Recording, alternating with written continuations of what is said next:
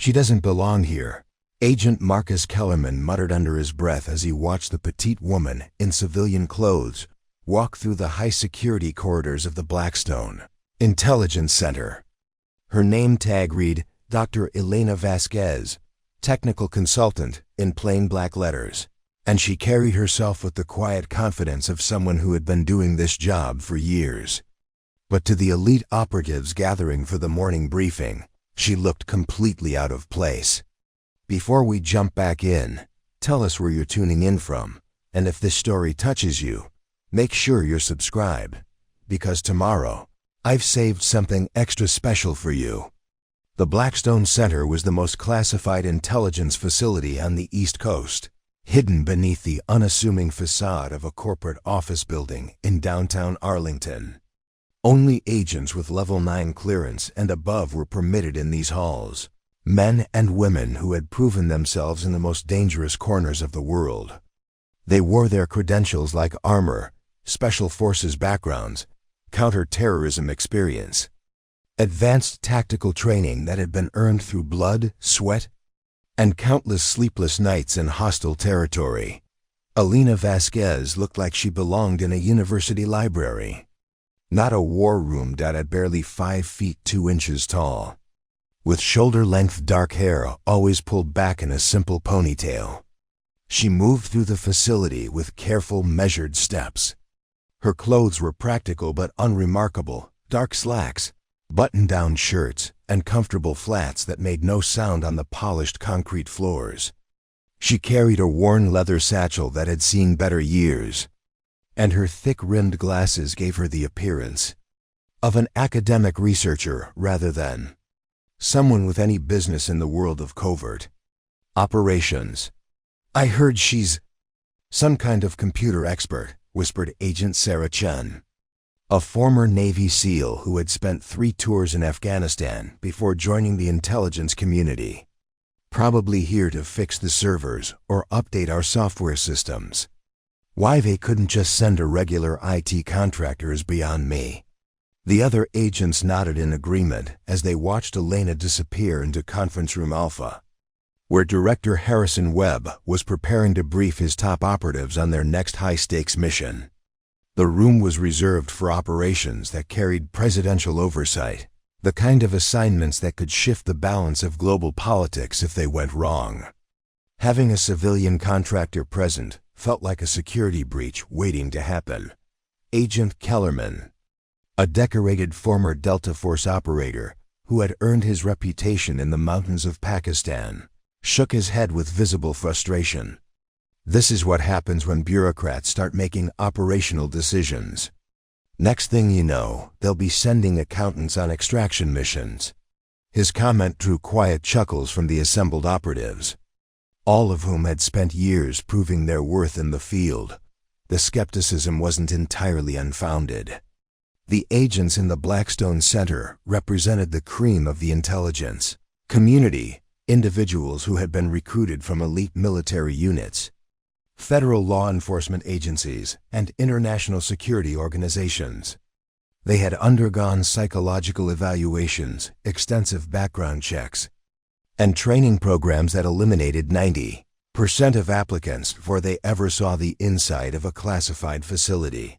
Elena Vasquez, by contrast, had appeared on the roster 6 months ago with minimal fanfare. Her personnel file was surprisingly thin for someone with access to Level 9 intelligence briefings. Previous employment was listed simply as Department of Defense contractor, with no specific details about her role or responsibilities. Her educational background showed a PhD in applied mathematics from Georgetown University, which explained her presence as a technical consultant, but didn't justify her security clearance level. "She probably has a relative in Congress," speculated Agent Rodriguez, a former FBI counter-terrorism specialist who had spent the last decade tracking international criminal networks. "That's the only way someone with her background gets access to operations like this. Nepotism at its finest." The morning briefing was scheduled to cover Operation Nightfall, a complex multinational intelligence gathering mission that would require coordination between assets in Eastern Europe, the Middle East, and Southeast Asia, the kind of operation that typically involved months of planning, dozens of cover identities, and backup contingencies for every possible scenario that could go wrong. It was exactly the sort of high-stakes assignment that demanded absolute trust between team members, which made Elena's presence feel even more out of place. As the agents filed into Conference Room Alpha, they couldn't help but notice how Elena had positioned herself in the back corner, away from the main conference table where the operational leadership typically sat. She had opened a laptop and was quietly reviewing what appeared to be technical specifications, occasionally making notes in a small leather-bound notebook. Her demeanor was professional but reserved, as if she understood that she was an outsider in a room full of people who had earned their positions through years of dangerous service. Preparing and narrating this story took us a lot of time. So if you are enjoying it, subscribe to our channel. It means a lot to us. Now back to the story. The conference room itself was a testament to the serious nature of the work conducted at Blackstone. Multiple screens lined the walls, capable of displaying satellite imagery, real-time intelligence feeds, and classified communications from assets around the world. The table was equipped with secure communication systems that allowed for encrypted conversations with field operatives, government officials, and allied intelligence services. This was where decisions were made that could prevent international incidents or, if things went wrong, potentially trigger them. Director Webb entered the room with his characteristic purposeful stride, carrying a thick folder marked with classification levels that most government officials would never be authorized to see. At 58 years old, he had spent 3 decades in the intelligence community, working his way up from field operative to facility director through a combination of strategic thinking, operational success, and an ability to make difficult decisions under pressure. His presence commanded immediate respect from everyone in the room. "Good morning, ladies and gentlemen," Webb began, his voice carrying the authority of someone accustomed to briefing senators and cabinet members. "Today's operation involves intelligence assets that are critical to national security interests in 3 different time zones.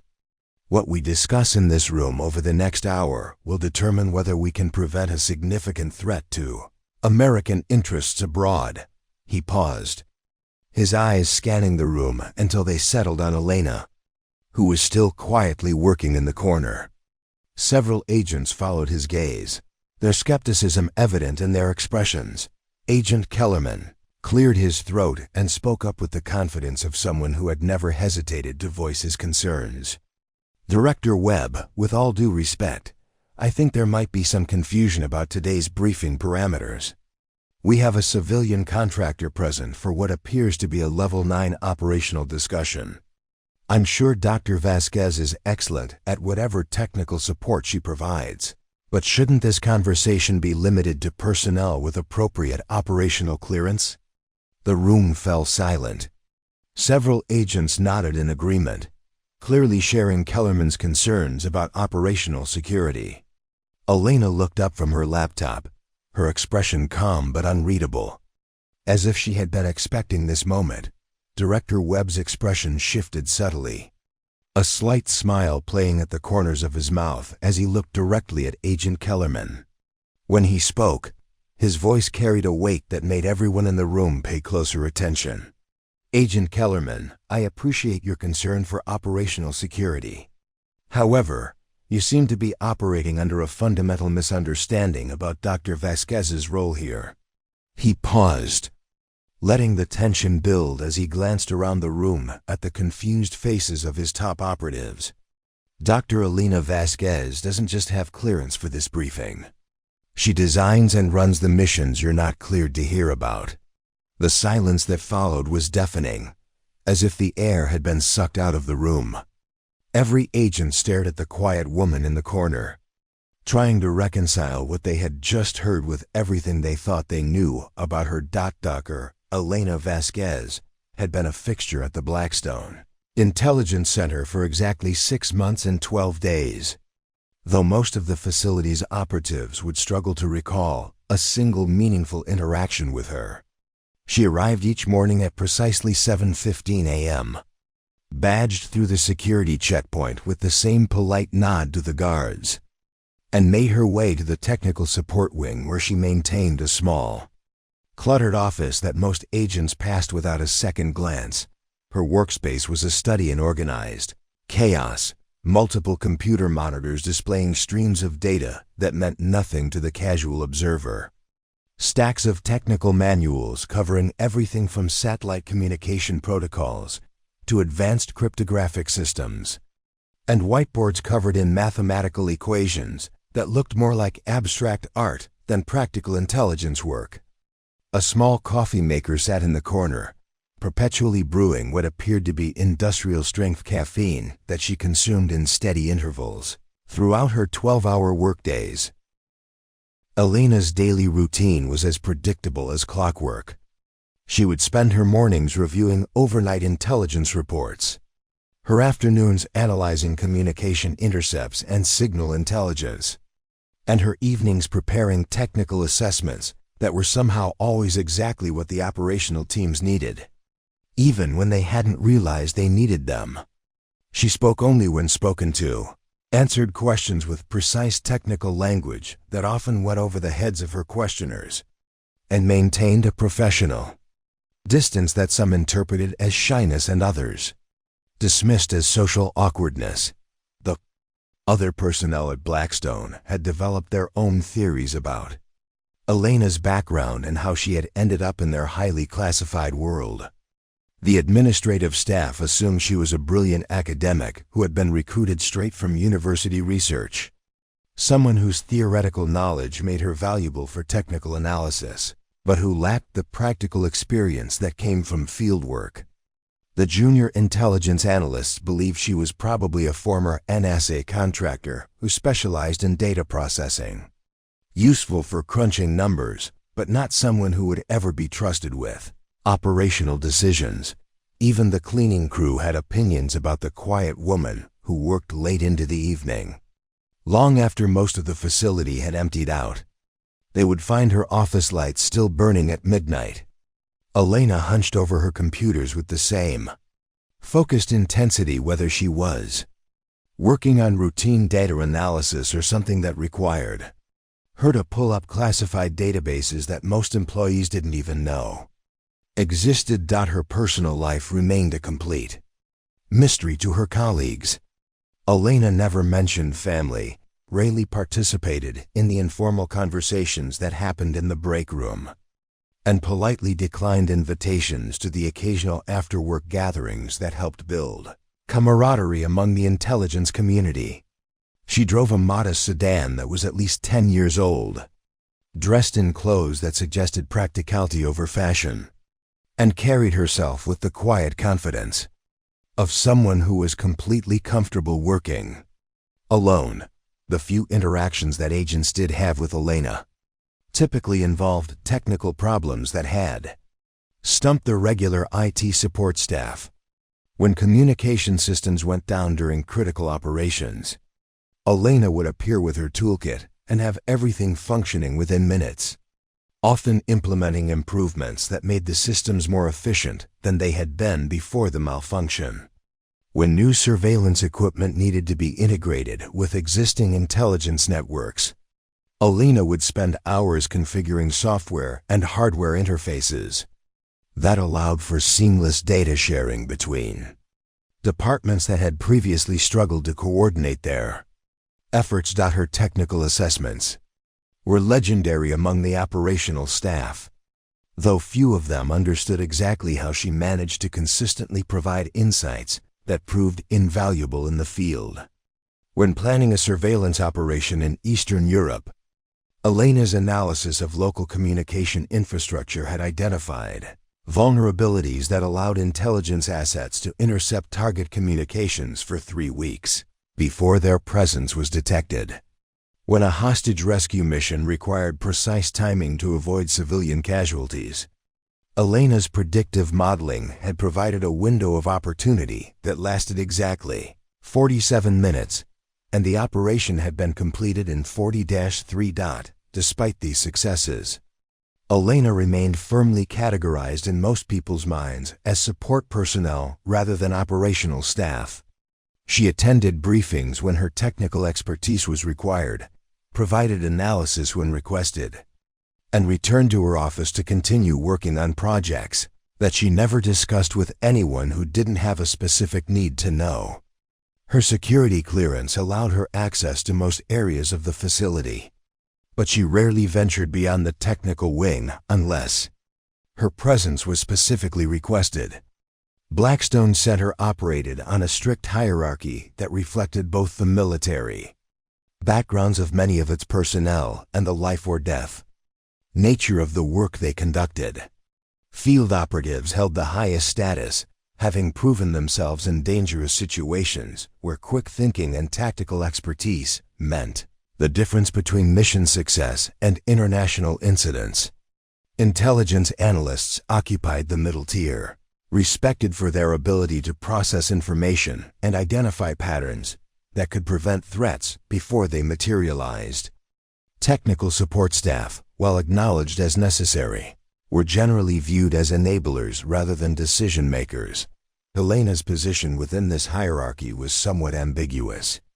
Her Level 9 security clearance suggested importance that went beyond typical technical support, but her background and demeanor placed her firmly in the support category in most people's minds.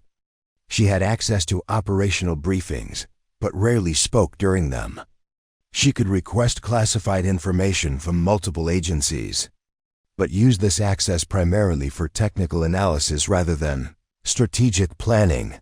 The result was a professional isolation that Elena seemed to accept, if not actively cultivate.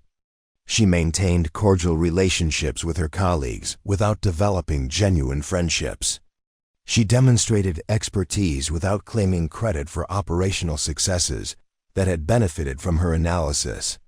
She worked within the facility's hierarchy without apparent ambition to climb higher within its ranks. This careful balance had allowed Elena to operate effectively within the Blackstone Center while remaining largely invisible to the very people whose missions she supported.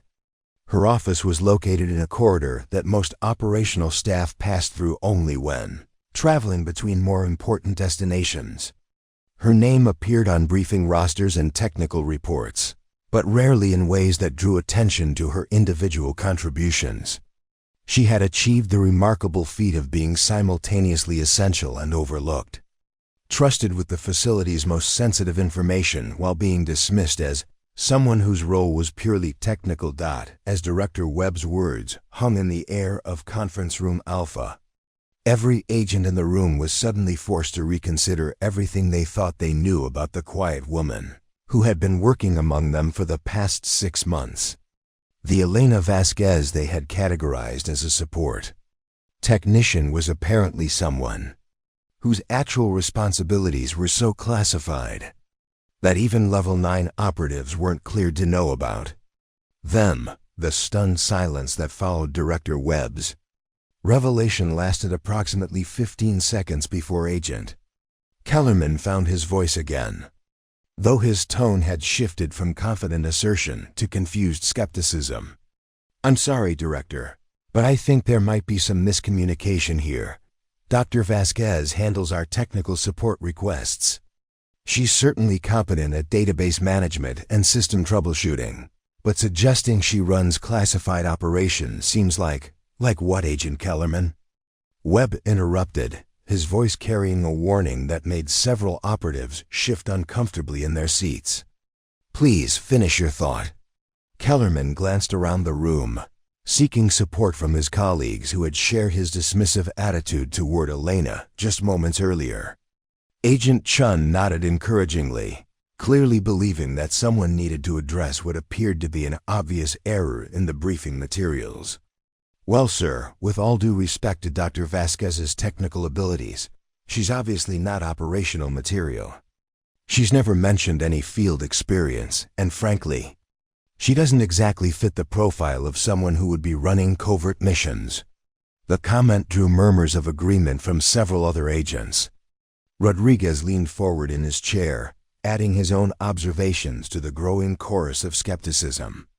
"Director Webb, I've worked with Dr. Vasquez on 3 different technical assessments over the past 4 months. She's excellent at data analysis and system integration, but she's never demonstrated any knowledge of operational procedures or field protocols." "Are we talking about the same person?" Agent Thompson, a former Marine Corps intelligence officer who had earned his reputation during counterinsurgency operations in Iraq, decided to contribute his own assessment of Elena's obvious limitations.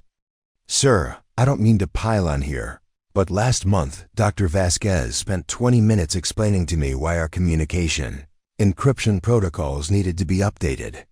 She knew every technical specification, but when I asked her about operational security in hostile environments, she just stared at me like I was speaking a foreign language. No offense to her expertise in her own field, but tactical operations require a completely different skill set."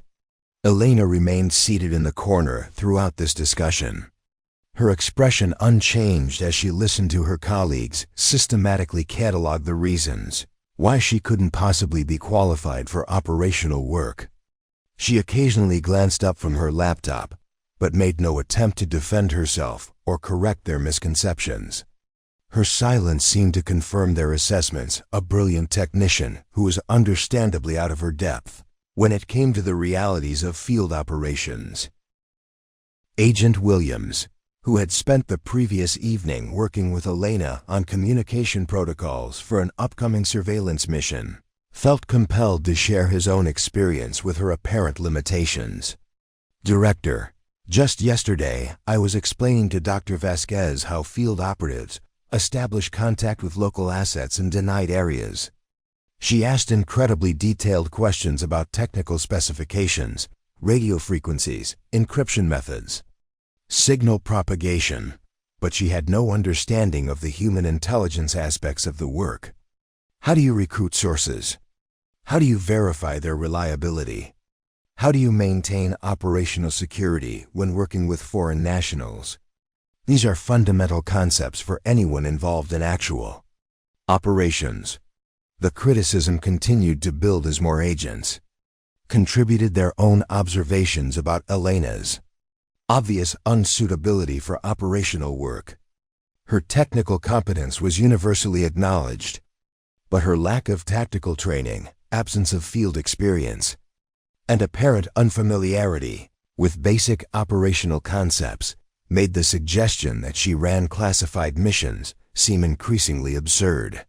Agent Davis, a former CIA paramilitary officer who had conducted covert operations in Southeast Asia, South America, and Eastern Europe, decided to address what he saw as a potentially dangerous misunderstanding about personnel assignments. "Sir, I've been doing this work for 15 years, and I can tell you that technical expertise and operational capability are completely different skill sets. Dr. Vasquez might be able to design the most sophisticated surveillance system in the world, but that doesn't qualify her to run the operations that use those systems. Field work requires split-second decision-making under extreme pressure, cultural awareness, language skills, physical conditioning, weapons training, and the ability to think like your adversaries. With all due respect to Dr. Vasquez, nothing in her background suggests she has any of these qualifications." The pile-on continued as agents who had barely interacted with Elena suddenly became experts on her limitations. Stories emerged about her apparent confusion during discussions of operational tradecraft, her academic approach to problems that required practical solutions, and her tendency to focus on technical details while missing the bigger strategic picture. Someone mentioned that she had never been seen in the facility's gymnasium, despite the fact that physical fitness was considered essential for anyone involved in field operations. Another agent pointed out that Elena's foreign language skills appeared to be limited to technical terminology rather than the Conversational fluency needed for operational work. Agent Morrison, who prided herself on being able to assess personnel capabilities based on observation and interaction, offered her professional opinion about Elena's psychological suitability for operational work. Director Webb, I've been watching Dr. Vasquez for months, and she displays classic introversion patterns that are completely incompatible with field operations. She avoids social interaction, prefers working alone, and becomes visibly uncomfortable when she's the center of attention. These personality traits might make her excellent at technical analysis, but they would be serious liabilities in operational environments where you need to blend in, build rapport with sources, and maintain cover identities under scrutiny. The assessment became increasingly personal as agents began to question not just Elena's professional qualifications, but her personal characteristics that seemed to disqualify her from operational work.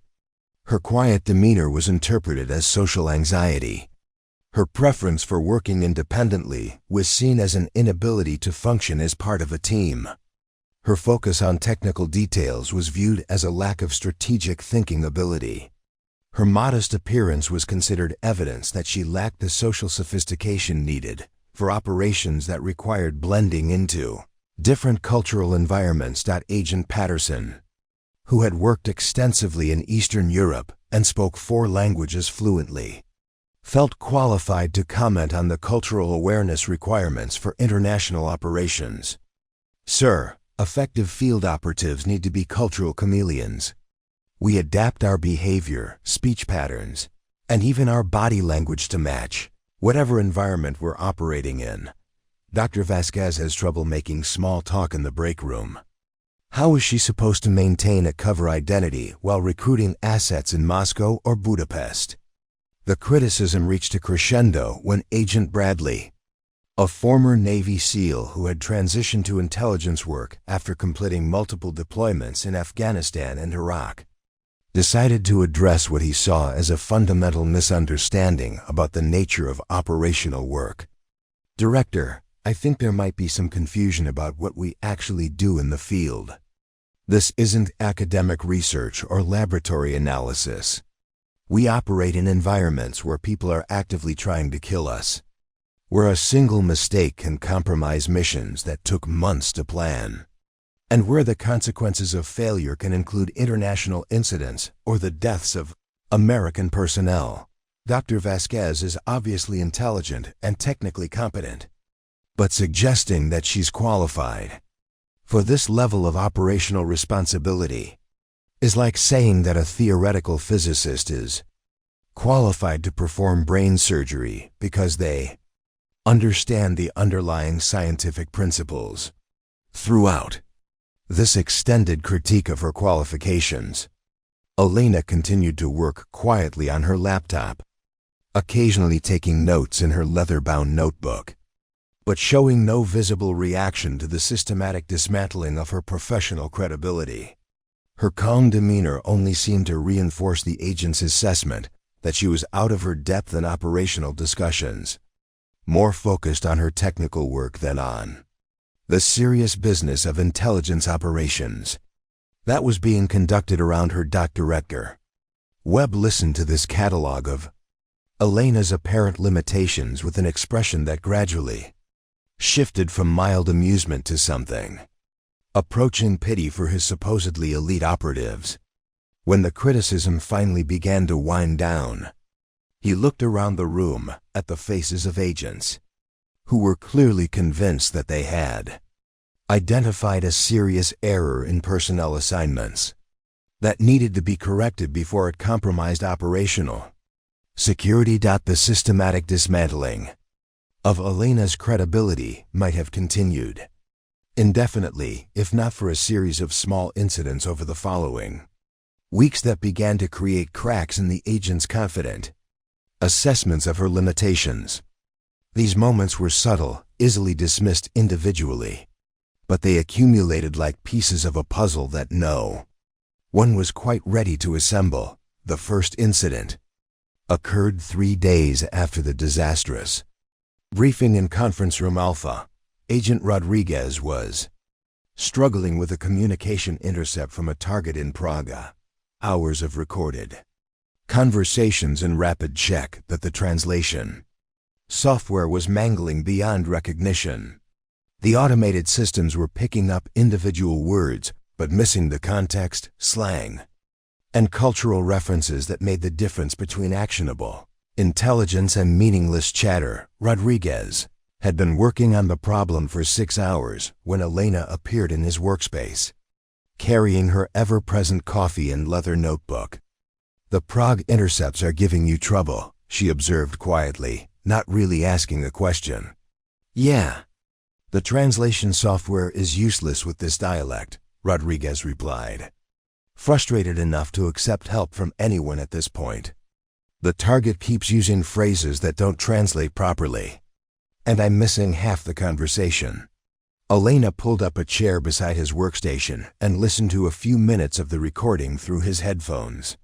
Her face was expressionless as she absorbed the rapid-fire check, occasionally pausing the playback to replay certain phrases.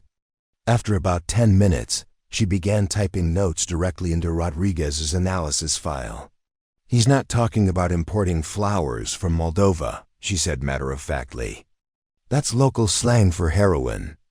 When he mentions visiting his grandmother, he's referring to a safe house in the Vinarati district. The birthday party next Tuesday is a handoff scheduled for next Tuesday at 1400 hours, probably in Wenceslas Square based on the context clues about where the tourists feed the pigeons." Rodriguez stared at the screen as Elena continued to decode what had seemed like innocent family conversations into detailed operational planning for a drug trafficking network. Her translations weren't just linguistically accurate, they demonstrated an understanding of Prague's geography, local criminal terminology, and operational security practices that went far beyond what any database or training manual could provide. "How do you know Prague street slang?" Rodriguez asked, genuinely curious now rather than skeptical. Elena shrugged, already closing her notebook and preparing to leave. "I've spent some time there. The context usually makes the meaning clear once you understand the local references." She was gone before Rodriguez could ask any follow-up questions, leaving him with a complete intelligence assessment that would have taken him days to compile. More importantly, she had left him with questions about how a technical support specialist had acquired the kind of detailed knowledge about Prague's criminal underworld that typically came from extensive field experience. The second incident involved Agent Chun, who was planning a surveillance operation in Bucharest that required precise timing to avoid Romanian intelligence services while monitoring a suspected arms dealer. The technical requirements were complex. The team needed to intercept communications from 3 different locations while maintaining plausible cover stories and escape routes that could be activated within minutes if the operation was compromised. Chun had been working with the operational planning software for days, trying to calculate optimal positioning for surveillance equipment that would provide clear intelligence while minimizing exposure to detection. The mathematical variables were overwhelming: signal propagation patterns, urban terrain features, patrol schedules for local security forces, and dozens of other factors that needed to be balanced simultaneously. Elena appeared at Chun's workstation during one of her routine technical support rounds, ostensibly checking on software updates and system performance. She glanced at Chun's planning screens for perhaps 30 seconds before making a quiet observation that changed everything. "Your surveillance posts are positioned to avoid Romanian intelligence patrols, but you're not accounting for the fact that your target has been using counter-surveillance protocols since last month," Elena said, pointing to specific locations on Chun's digital map. "If you set up here and here, you'll be visible to his security team's daily route checks. Better to position your primary observation post in this building, even though it means dealing with the Romanian patrols, because your target's people never check that approach vector." Chun looked at the alternative positioning Elena was suggesting, running the calculations through the planning software. The new approach was significantly more complex, requiring coordination with Romanian authorities and additional cover stories for the surveillance team. But it offered a much higher probability of success while reducing the risk of detection by the target's security measures. How do you know about the target's counter-surveillance protocols? Chun asked, realizing that this information wasn't in any of the intelligence reports she had access to. I've been tracking his operational patterns for the past 8 months, Elena replied simply. His security team follows a predictable schedule, but they're competent enough to identify obvious surveillance attempts. The approach you were planning would have been spotted within 48 hours. Once again, Elena departed before Chun could ask more detailed questions. But she left behind operational insights that suggested a level of target familiarity that typically required months of direct surveillance work. Chun found herself wondering exactly what Elena's role had been in tracking this particular arms dealer, and why that information wasn't reflected in any of the official intelligence assessments. The third incident was perhaps the most revealing, though it initially seemed like the least significant. Agent Thompson was reviewing security footage from a failed operation in Istanbul, trying to identify how their cover had been blown and what lessons could be learned for future missions.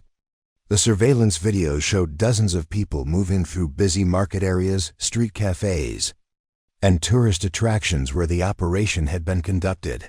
Thompson had been studying the footage for hours, looking for signs of hostile surveillance or operational mistakes that might have compromised the mission. Elena stopped by his workstation to update some software, but found herself watching the security footage over Thompson's shoulder. There, she said quietly, pointing to a figure in the background of one video segment. That man in the blue jacket appears in 4 different locations over the course of 6 hours. He's maintaining visual contact with your operational team while pretending to shop for souvenirs. Thompson rewound the footage and began tracking the figure Elena had identified. She was right. The same man appeared repeatedly in the background of surveillance footage, always positioned where he could observe the American operatives, while maintaining plausible reasons for being in each location. Good catch, Thompson acknowledged. I probably would have spotted him eventually, but you saved me hours of analysis. He's not just watching your team, Elena continued, still studying the footage. Look at his positioning relative to the exit routes. He's specifically monitoring your escape protocols, which means someone briefed him on your operational planning. This wasn't random counter-surveillance. Someone told him exactly what to look for. Thompson froze the video and stared at Elena. The insight she had just provided suggested that the Istanbul operation had been compromised by an intelligence leak rather than operational mistakes in the field. This was a critical distinction that would affect how future missions were planned and who could be trusted with operational details. How did you identify that pattern so quickly? Thompson asked. I've been analyzing this footage for 6 hours, and you spotted the surveillance and assessed the security implications in about 2 minutes. Elena was already gathering her equipment, preparing to move on to her next technical support task. Pattern recognition becomes automatic after you've seen enough surveillance operations, she said matter-of-factly. The positioning and movement patterns are usually consistent once you know what to look for. These incidents began to accumulate in the minds of the agents who had experienced them. Rodriguez started paying attention to Elena's linguistic capabilities and cultural knowledge. Chun found herself wondering about Elena's operational planning insights. Thompson began to question exactly how much surveillance experience Elena had acquired in her previous work. None of them discussed these observations with their colleagues initially. Each incident seemed explainable in isolation. Elena was obviously intelligent and well-trained in technical analysis, so it wasn't entirely surprising that she might have picked up some operational knowledge through exposure to intelligence work.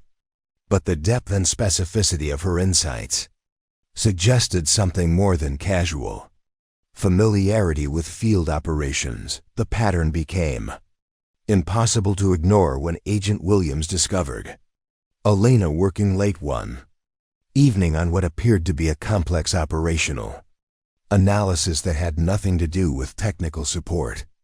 Her computer screens displayed detailed intelligence assessments, operational timelines, and strategic planning documents that required security clearances far above what a technical consultant should possess. When Williams asked what she was working on, Elena simply replied that she was reviewing some operational parameters for an upcoming project. She offered no additional details, but Williams noticed that her analysis was more comprehensive and strategically sophisticated than most of the operational planning he had seen from the facility's senior agents. The accumulated weight of these observations began to create doubt among the agents who had been so confident in their assessment of Elena's limitations. Each individual incident could be explained away, but together they suggested capabilities that went far beyond technical support work. Yet despite these growing questions, the agents' fundamental assumptions about Elena remained largely unchanged. She was still the quiet technician who worked in the background, still the support staff member who helped with their technical problems, still the civilian contractor who didn't quite belong in their world of operational excellence. Director Harrison Webb had been running intelligence operations for 28 years, long enough to develop instincts that kept him alive in situations where analytical thinking moved too slowly to matter. Those same instincts were now telling him that his supposedly elite operatives were missing something fundamental about Dr. Elena Vasquez, and their blindness was becoming a liability that could compromise operational effectiveness. Webb had initially found their dismissive attitudes toward Elena mildly amusing. After all, underestimation was one of the most valuable assets an intelligence operative could possess, and Elena had cultivated that advantage to a degree that impressed even him. But as he watched his agents systematically ignore increasingly obvious demonstrations of Elena's capabilities, Webb realized that their prejudices were preventing them from recognizing resources that could be crucial for upcoming operations. The director's concerns crystallized during a routine operational review meeting where Agent Kellerman was presenting his assessment of personnel requirements for a complex surveillance mission in Eastern Europe. The operation would require coordination between multiple intelligence agencies, precise timing to avoid detection by hostile services, and the ability to adapt quickly when circumstances in the field inevitably deviated from original planning. "Sir, we're going to need our most experienced operatives for this mission," Kellerman explained, pointing to various elements of the operational plan displayed on the conference room screens. "The technical complexity and security environment mean we can't afford to work with anyone who doesn't have extensive field experience in denied areas." Webb listened to Kellerman's assessment while observing Elena, who was seated in her usual position at the back of the room, quietly reviewing technical specifications for the communications equipment that would support the operation. Her analysis notes were characteristically detailed and precise, but Webb noticed that she was also making annotations about operational security considerations that went far beyond her supposed technical responsibilities. "Agent Kellerman," Webb interrupted, "what specific technical challenges do you anticipate for communication security during this operation?" Kellerman glanced at his planning documents, clearly uncomfortable with the technical details that he hadn't fully considered. "Well, sir, we'll need secure communications that can't be intercepted by local intelligence services, and the equipment needs to be portable enough for mobile operations. I assume Dr. Vasquez can provide the necessary technical specifications." Webb turned to Elena, who looked up from her notes with the same calm expression she maintained during all operational discussions. "Dr. Vasquez, What's your assessment of the communications requirements Agent Kellerman just described? Elena set down her pen and addressed the room with the matter-of-fact tone she used for all technical discussions. The communication security challenge isn't just about encryption protocols or equipment portability. The target location has sophisticated signals intelligence capabilities that can detect transmission patterns, even when they can't decrypt the content. Any communications plan that assumes standard operational security measures will be compromised within 72 hours. She paused, consulting her notes before continuing. The local intelligence service has been upgrading their monitoring capabilities, specifically to counter Western surveillance operations. They're using pattern analysis to identify foreign operatives based on communication timing, frequency usage, and geographic correlation with other intelligence activities. Simply having secure equipment won't be sufficient. Kellerman looked confused by Elena's assessment, which went far beyond the technical specifications he had expected. So what are you recommending for equipment selection? I'm not just recommending equipment, Elena replied quietly.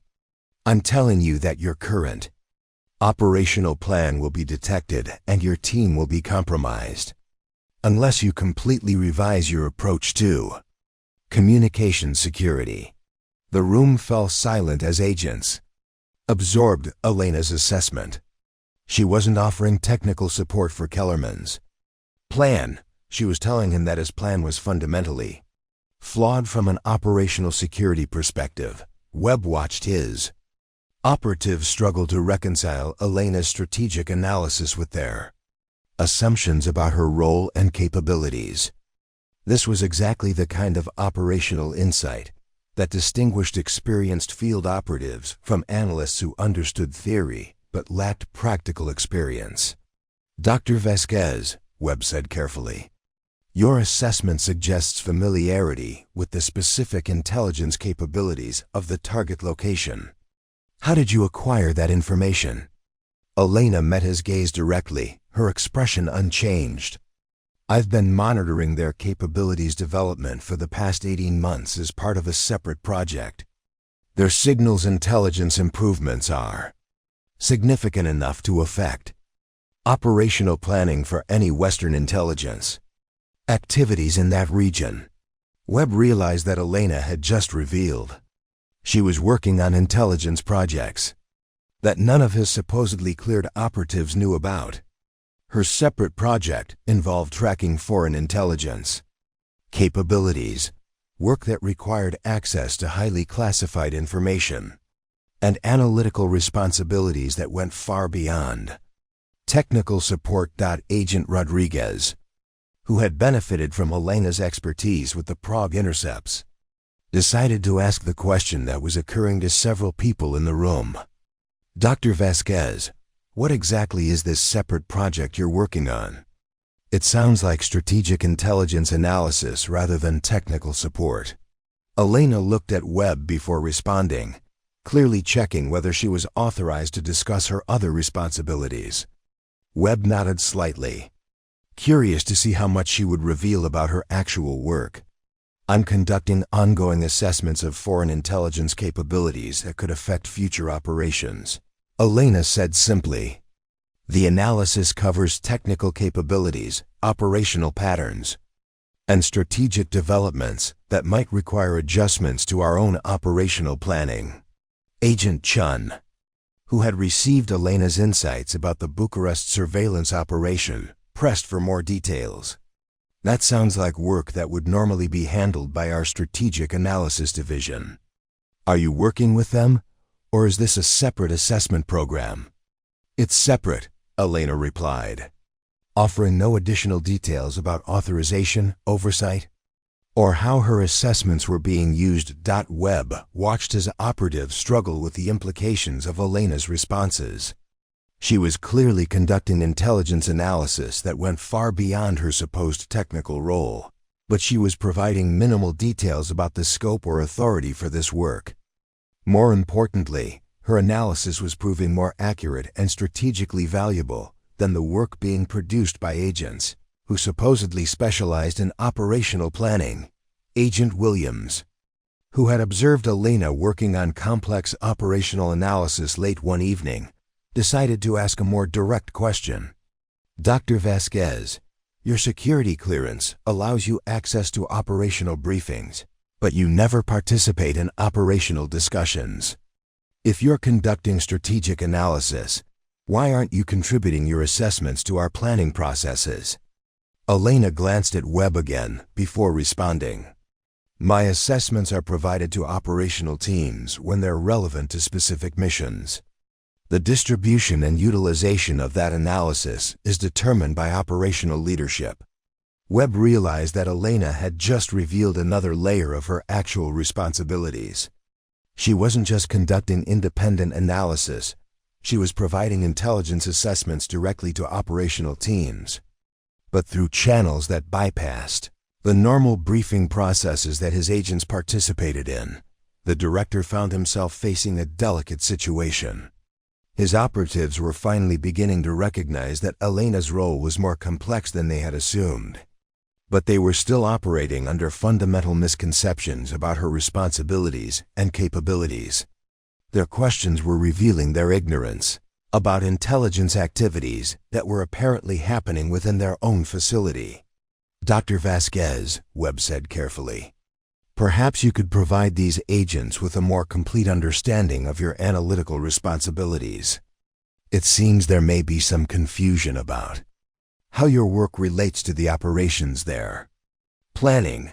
Elena looked around the room at the faces of agents who had spent months dismissing her as a technical support specialist. Her expression remained neutral, but Webb detected a slight hesitation, as if she was calculating how much truth these operatives were cleared to handle. "My primary responsibility is conducting threat assessments and operational analysis for projects that require specialized intelligence support," Elena said finally. "This work involves monitoring foreign intelligence capabilities, analyzing operational security risks, and providing strategic assessments for missions that operate under enhanced classification requirements." Agent Thompson, who had benefited from Elena's surveillance analysis regarding the Istanbul operation, asked the question that was now obvious to everyone in the room. "Dr. Vasquez, enhanced classification requirements suggests work that goes beyond the Level 9 operations we conduct here. What classification level are we talking about?"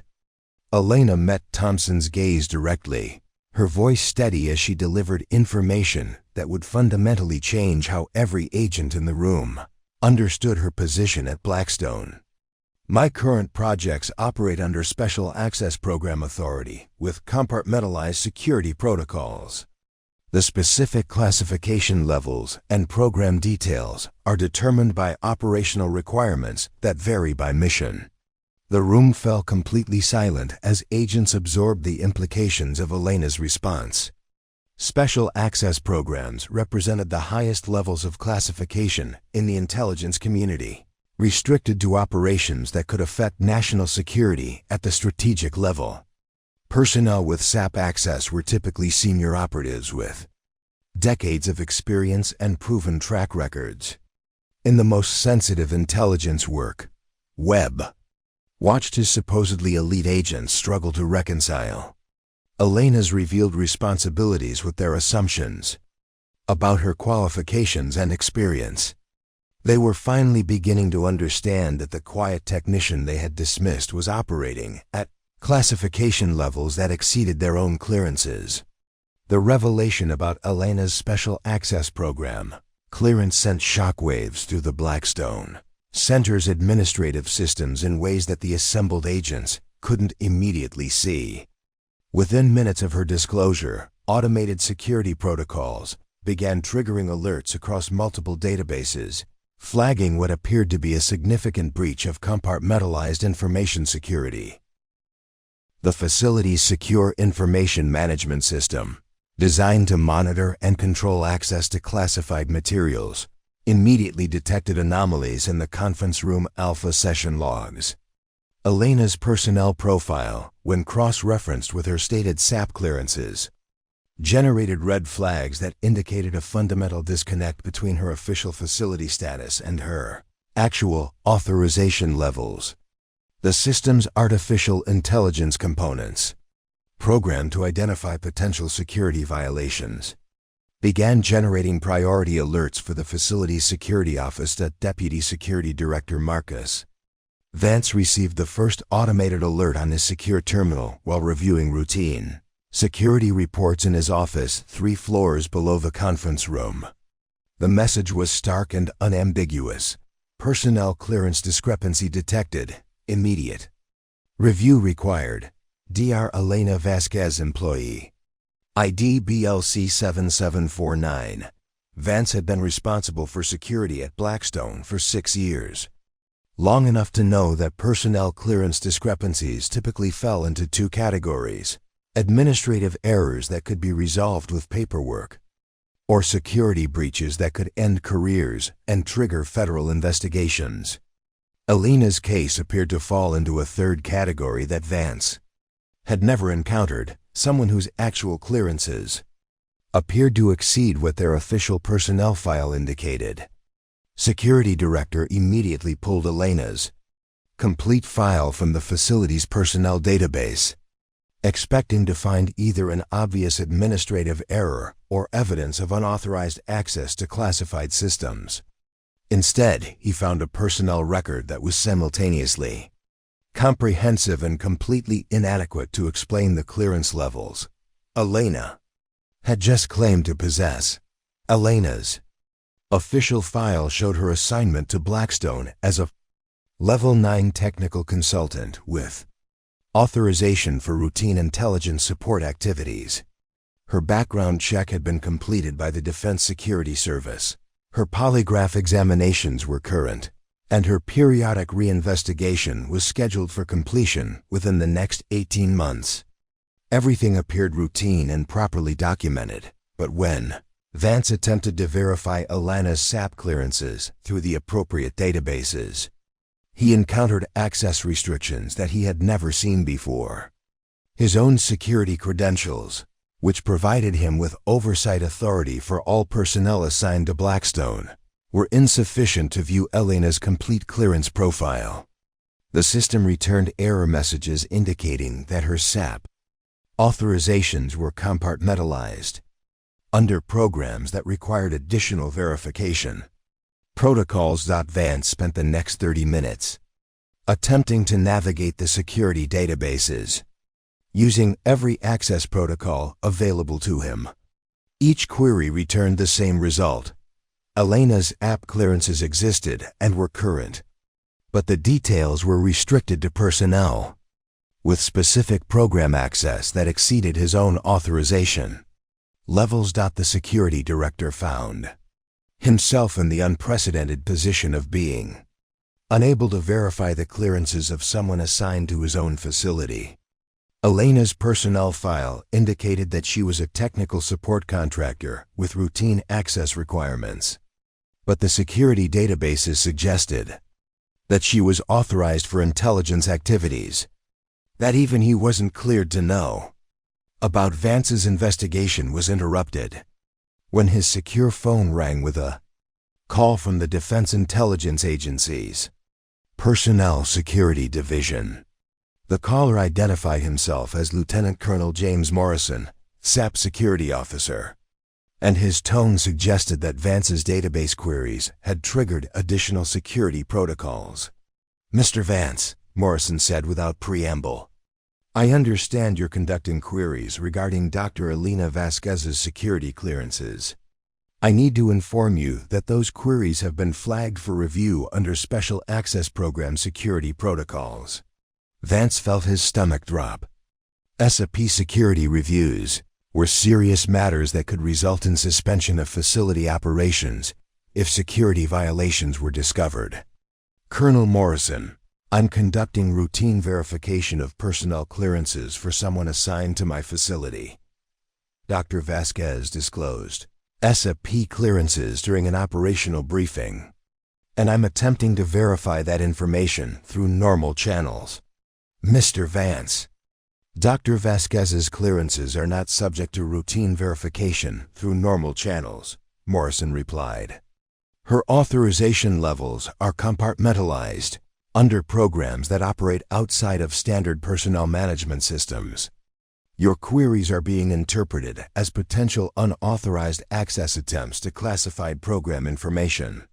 The implication was clear: Vance's efforts to verify Elena's clearances were themselves being treated as security violations because he lacked the authorization to access information about the program she was cleared for. Colonel Morrison: I'm responsible for security at this facility, Vance said, struggling to maintain his professional composure. How am I supposed to ensure proper security protocols if I can't verify the clearances of personnel assigned here? Dr. Vasquez's assignment to your facility has been coordinated through appropriate channels, Morrison replied. Her clearances have been verified by competent authority, and her access requirements have been approved through proper procedures. Your role is to ensure that facility security protocols are maintained, not to verify clearances that exceed your own authorization levels. Vance realized that he was being told, in diplomatic terms, that Elena's clearances were so highly classified that even questioning them was potentially a security violation. She was operating under authorization that came from levels of the intelligence community that he had no visibility into. The conversation with Colonel Morrison left Vance with more questions than answers, but it also provided crucial information about Elena's actual status within the intelligence community. She wasn't just a technical consultant who happened to have high-level clearances. She was someone whose work was so sensitive that the details were compartmentalized away from normal facility oversight. Meanwhile, in Conference Room Alpha, the agents were still struggling to process Elena's disclosure about her SAP clearances when Director Webb's secure phone buzzed with an encrypted message from the facility security office. The message was brief but alarming. Security alert, Dr. Vasquez. Clearance verification triggering SAP protocols, please advise. Webb glanced at Elena, who appeared to be calmly waiting for the operational briefing to continue, apparently unaware that her disclosure had triggered security alerts throughout the facility's administrative systems. The director realized that the situation was becoming more complex than a simple personnel misunderstanding. Ladies and gentlemen, Webb announced to the room, we're going to take a brief recess while I address some administrative matters. Please remain in the conference room. Webb stepped into the secure corridor outside Conference Room Alpha and immediately called Deputy Security Director Vance on his encrypted phone. The conversation that followed confirmed his growing suspicions about Elena's actual role within the intelligence community. Director Webb, Vance explained, Dr. Vasquez's clearances are verified and current, but they're compartmentalized under programs that I don't have oversight authority for. According to the DA Personnel Security Division, her assignment here has been coordinated through channels that operate outside of our normal personnel management systems. Webb absorbed this information while watching Elena through the conference room's security glass. She was sitting quietly at the back of the room, reviewing her notes with the same calm focus she displayed during all briefings, apparently unconcerned about the security alerts her disclosure had generated. Vance, what exactly are you telling me about Dr. Vasquez's status here? Webb asked. Sir, I'm telling you that Dr. Vasquez isn't just assigned to our facility. She's been placed here under authority that exceeds our facility's oversight responsibilities. Her actual role and responsibilities are compartmentalized under programs that we don't have visibility into. Webb felt pieces of a larger puzzle beginning to fall into place. Elena's knowledge of foreign intelligence capabilities, her insights into operational security, her familiarity with surveillance techniques, and her access to intelligence information that his agents weren't cleared for. All of these observations suddenly made sense if she was operating under authority that came from outside. Blackstone's normal operational structure. The director returned to Conference Room Alpha with a new understanding of the situation he was managing. His agents had been dismissing Elena as a technical support specialist, but the security alerts and clearance verification process had confirmed that she was operating under authority that exceeded even his own facility oversight. Responsibilities. Webb looked around the room at his supposedly elite operatives, who were still struggling to understand how a quiet technical consultant could possess ASAP clearances that surpassed their own authorization levels. They were about to learn that their assumptions about Elena's role and responsibilities had been fundamentally wrong from the beginning. "Ladies and gentlemen," Webb announced as he returned to his position at the head of the conference table, "I've just received confirmation from our security office regarding Dr. Vasquez's clearance status. It appears that there are aspects of her assignment here that extend beyond our normal operational oversight." Elena looked up from her notes, meeting Webb's gaze with an expression that suggested she had been expecting this moment. The quiet technical consultant was about to become something entirely different in the minds of agents who had spent months underestimating her capabilities. Deputy Security Director Vance's investigation into Elena's background had opened a door that revealed layers of classified information stretching back nearly a decade, each layer more restricted than the last. What had begun as routine clearance verification was evolving into an archaeological expedition through some of the intelligence community's most closely guarded secrets, working from his secure office with access to databases that most intelligence professionals never knew existed. Vance began piecing together fragments of Elena's career that painted a picture so dramatically different from her current role that he initially questioned whether the records belonged to the same person. The woman his agents knew as a quiet technical consultant had a professional history that read like a compilation of the intelligence community's most sensitive operations. Elena's earliest verifiable records dated back to her graduate work at Georgetown University. But even these academic achievements were more significant than her modest personnel file suggested. Her doctoral dissertation in applied mathematics had been classified immediately upon completion, sealed under Defense Department authority, and restricted to personnel with specific program access. The dissertation's title, Predictive Modeling for Complex Adaptive Systems in Denied Environments, suggested research applications that extended far beyond academic mathematics. More intriguingly, Elena's graduate research had been funded through a Defense Advanced Research Projects Agency grant that, Vance's security databases indicated, was connected to a classified program investigating advanced analytical methods for intelligence operations. Her academic advisor had been Dr. Robert Chun, a professor whose own background included consulting work for the Central Intelligence Agency and the National Security Agency on projects involving mathematical modeling of human behavior patterns. Elena's transition from academic research to operational intelligence work had occurred during her final year of graduate school, when she had been recruited into an internship program that Vance's research revealed was actually a cover for identifying and developing analytical talent for highly classified intelligence applications. The internship had been conducted under the auspices of a private consulting firm that served as a front for Defense Intelligence Agency recruitment activities. Following her graduation, Elena had officially been employed by Advanced Systems Analytics, a defense contractor specializing in technical support for intelligence operations. But Vance's deeper investigation revealed that Advanced Systems Analytics was itself a cover organization, providing official employment histories for personnel working on programs that required complete separation from normal government employment. Records.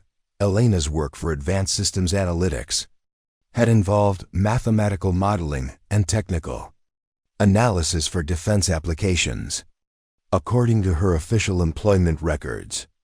But the classified addenda to these records, which Vance could access only through his highest-level security protocols, indicated that Elena had been conducting operational analysis and strategic planning for intelligence missions that operated under Special Access Program Authority. The scope of Elena's actual responsibilities during her time with Advanced Systems Analytics was staggering.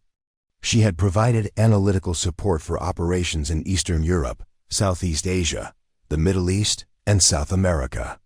Her work had involved developing operational plans, conducting risk assessments, analyzing foreign intelligence capabilities, and providing strategic guidance for missions that could affect international relations at the highest levels.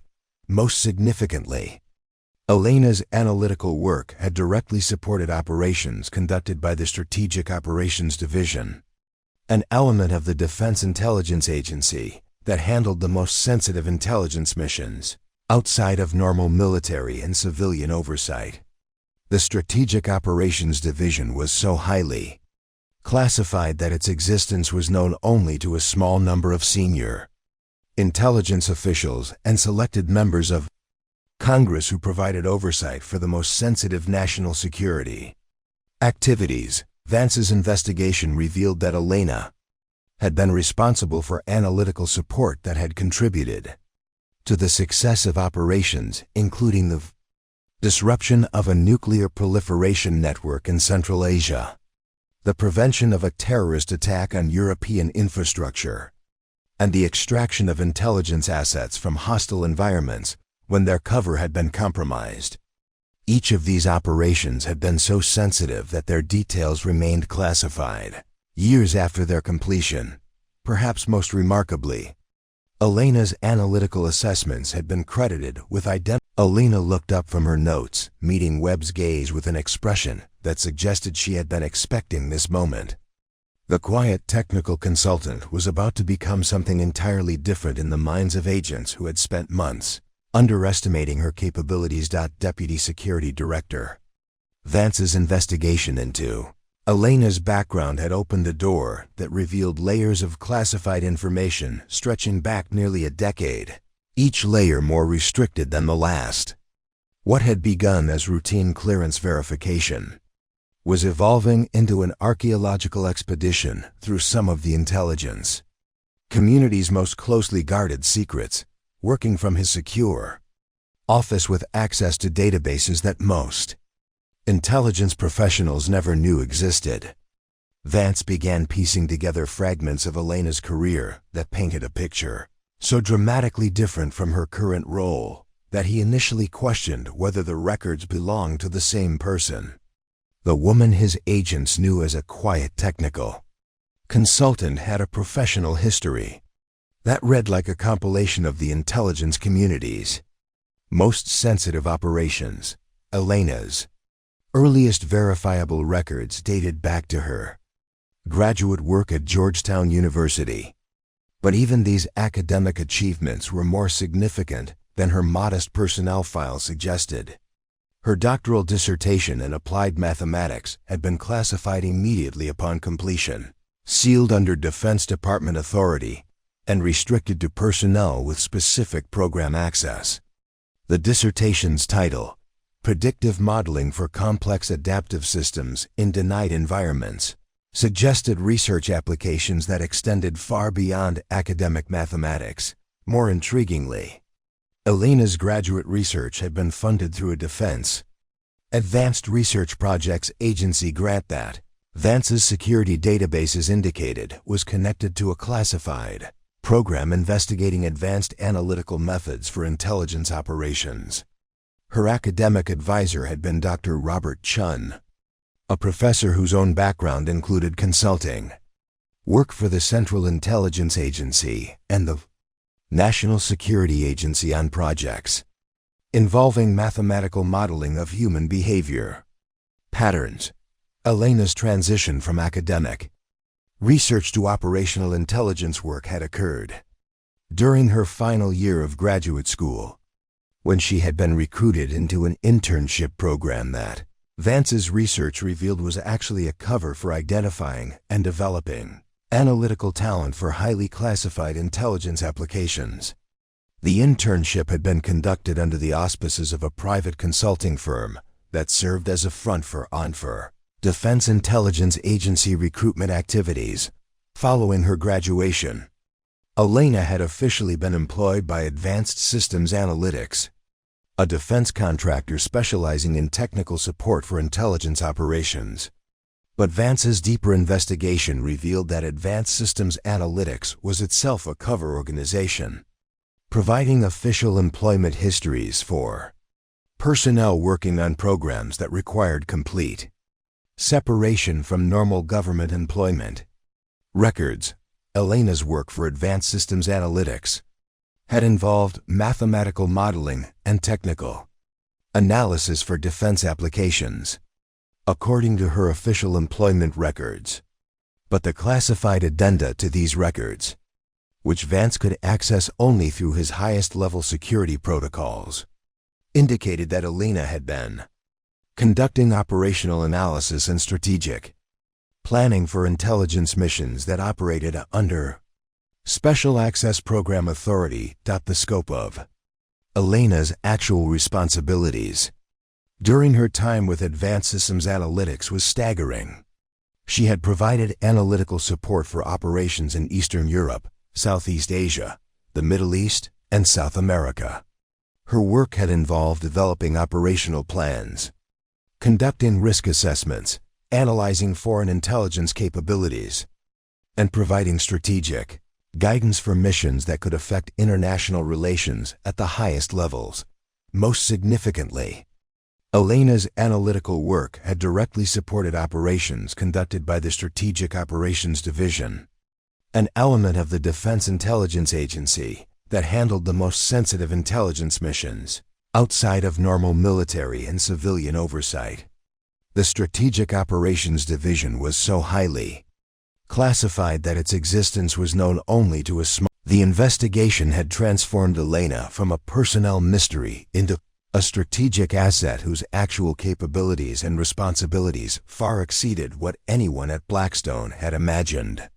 The agents who had been dismissing her as a support technician were about to learn that they had been working alongside someone whose operational experience and analytical expertise placed her among the intelligence community's most valuable personnel. Webb's briefing would reveal that Elena's assignment to Blackstone had been part of a strategic plan that anticipated operations requiring analytical support that exceeded the capabilities of conventional intelligence personnel, and that the facility's elite agents had been serving as unwitting cover for preparations for missions.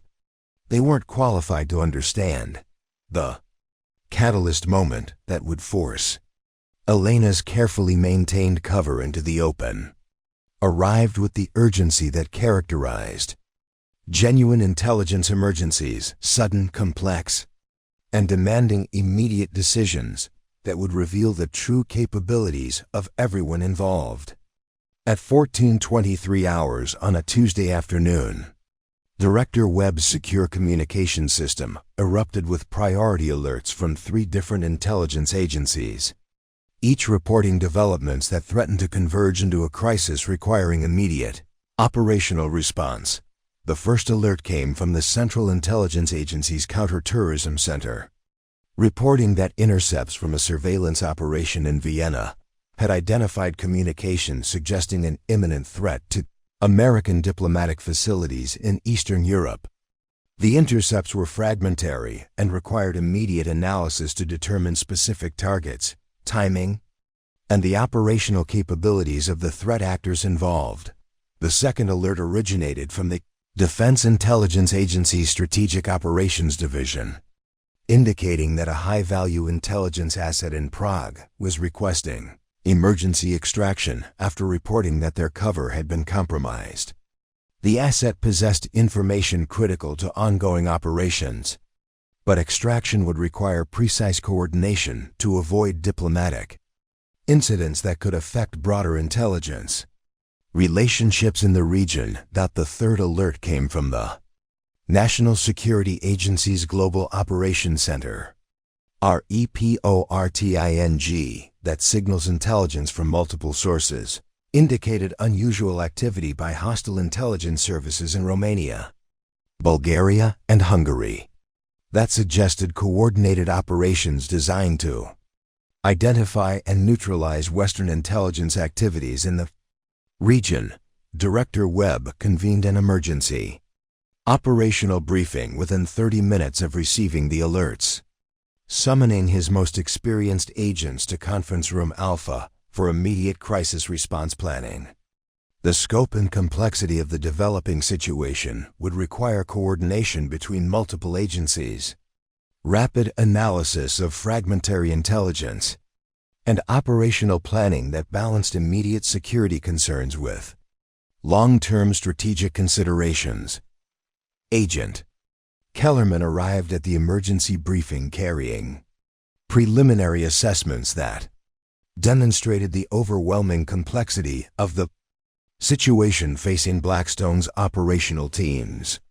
Director Webb, we're looking at a multi-vector crisis that's developing faster than our normal planning processes can handle. The Vienna intercept suggests terrorist planning. The Prague asset needs immediate extraction. And the NSA reports indicate that hostile services are actively hunting our operations throughout the region. Agent Chun had been working with the intelligence analysis team to process the fragmentary reports from Vienna. But the cultural and linguistic complexity of the intercepts was proving difficult for conventional analysis methods. Sir, the Vienna communications are using coded language and cultural references that our translation systems can't process effectively. We're missing critical context that could determine whether we're dealing with an imminent threat or routine criminal activity. Agent Rodriguez had been tasked with developing extraction options for the Prague asset, but the operational environment was complicated by the hostile intelligence activity that NSA was reporting throughout the region. Director, any extraction operation in Prague will be operating in an environment where multiple hostile services are actively conducting counter-surveillance operations. We need perfect operational security and precise timing to avoid compromising other intelligence activities in the region. Agent Thompson had been analyzing the NSA reports about hostile intelligence activity, but the scope and coordination of the operations suggested capabilities that exceeded normal intelligence rivalry. Sir, the hostile activity appears to be coordinated across multiple countries and intelligence services. This isn't routine counter-surveillance. Someone is conducting a systematic effort to identify and neutralize Western intelligence operations throughout Eastern Europe. Director Webb listened to his agent's assessments while recognizing that the developing crisis was precisely the kind of complex, multi-agency emergency that Elena's actual responsibilities had been designed to address. The conventional planning approaches that his agents were attempting to apply were insufficient for the speed and complexity of the developing situation. Ladies and gentlemen, Webb announced, this situation requires analytical capabilities and operational coordination that exceeds our normal procedures. Dr. Vasquez, I need your immediate assessment of the intelligence we're receiving and your recommendations for operational response. Elena had been sitting quietly in her usual position at the back of the room, reviewing the intelligence reports on her laptop while the agents discussed their preliminary assessments. When Webb called on her, she looked up with the same calm expression she maintained during routine briefings.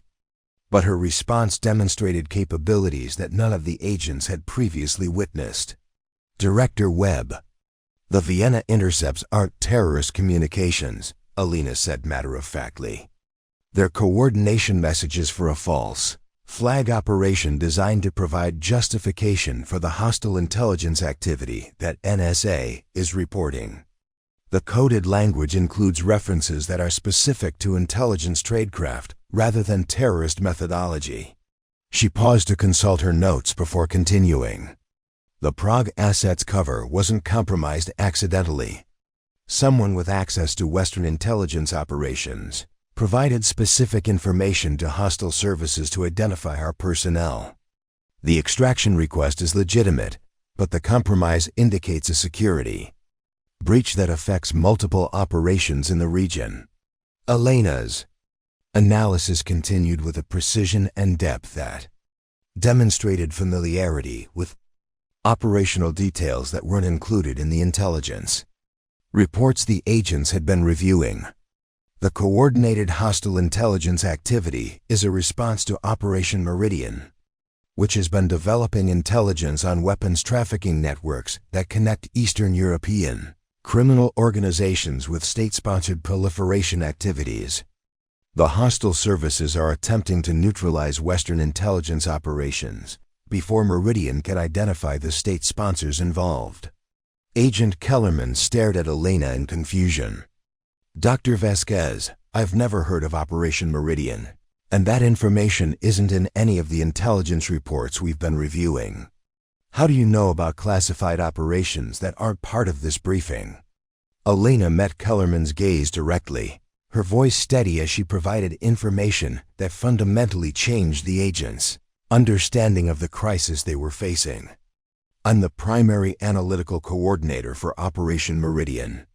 The intelligence reports you're reviewing are fragmentary because they're covering operations that are compartmentalized under Special Access Program authority.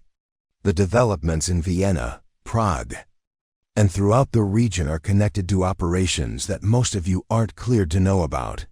The room fell silent as agents absorbed the implications of Elena's response. She wasn't just providing analysis of the intelligence they had been reviewing. She was revealing that the crisis was part of a larger operation that she was responsible for coordinating, and that the agent's understanding of the situation was limited by their clearance levels. Agent Chun found her voice first, asking the question that was occurring to everyone in the room. Dr. Vasquez, if you're coordinating Operation Meridian, why weren't we briefed on this operation before the crisis developed? Elena's response revealed the extent to which the agents' assumptions about their own roles and responsibilities had been incomplete. Operation Meridian involves intelligence activities that cross multiple agency boundaries and require coordination with assets that operate under enhanced security protocols.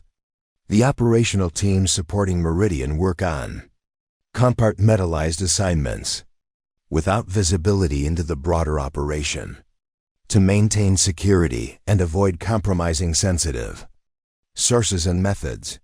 Agent Rodriguez pressed for clarification about the agent's role in supporting operations they weren't cleared to know about.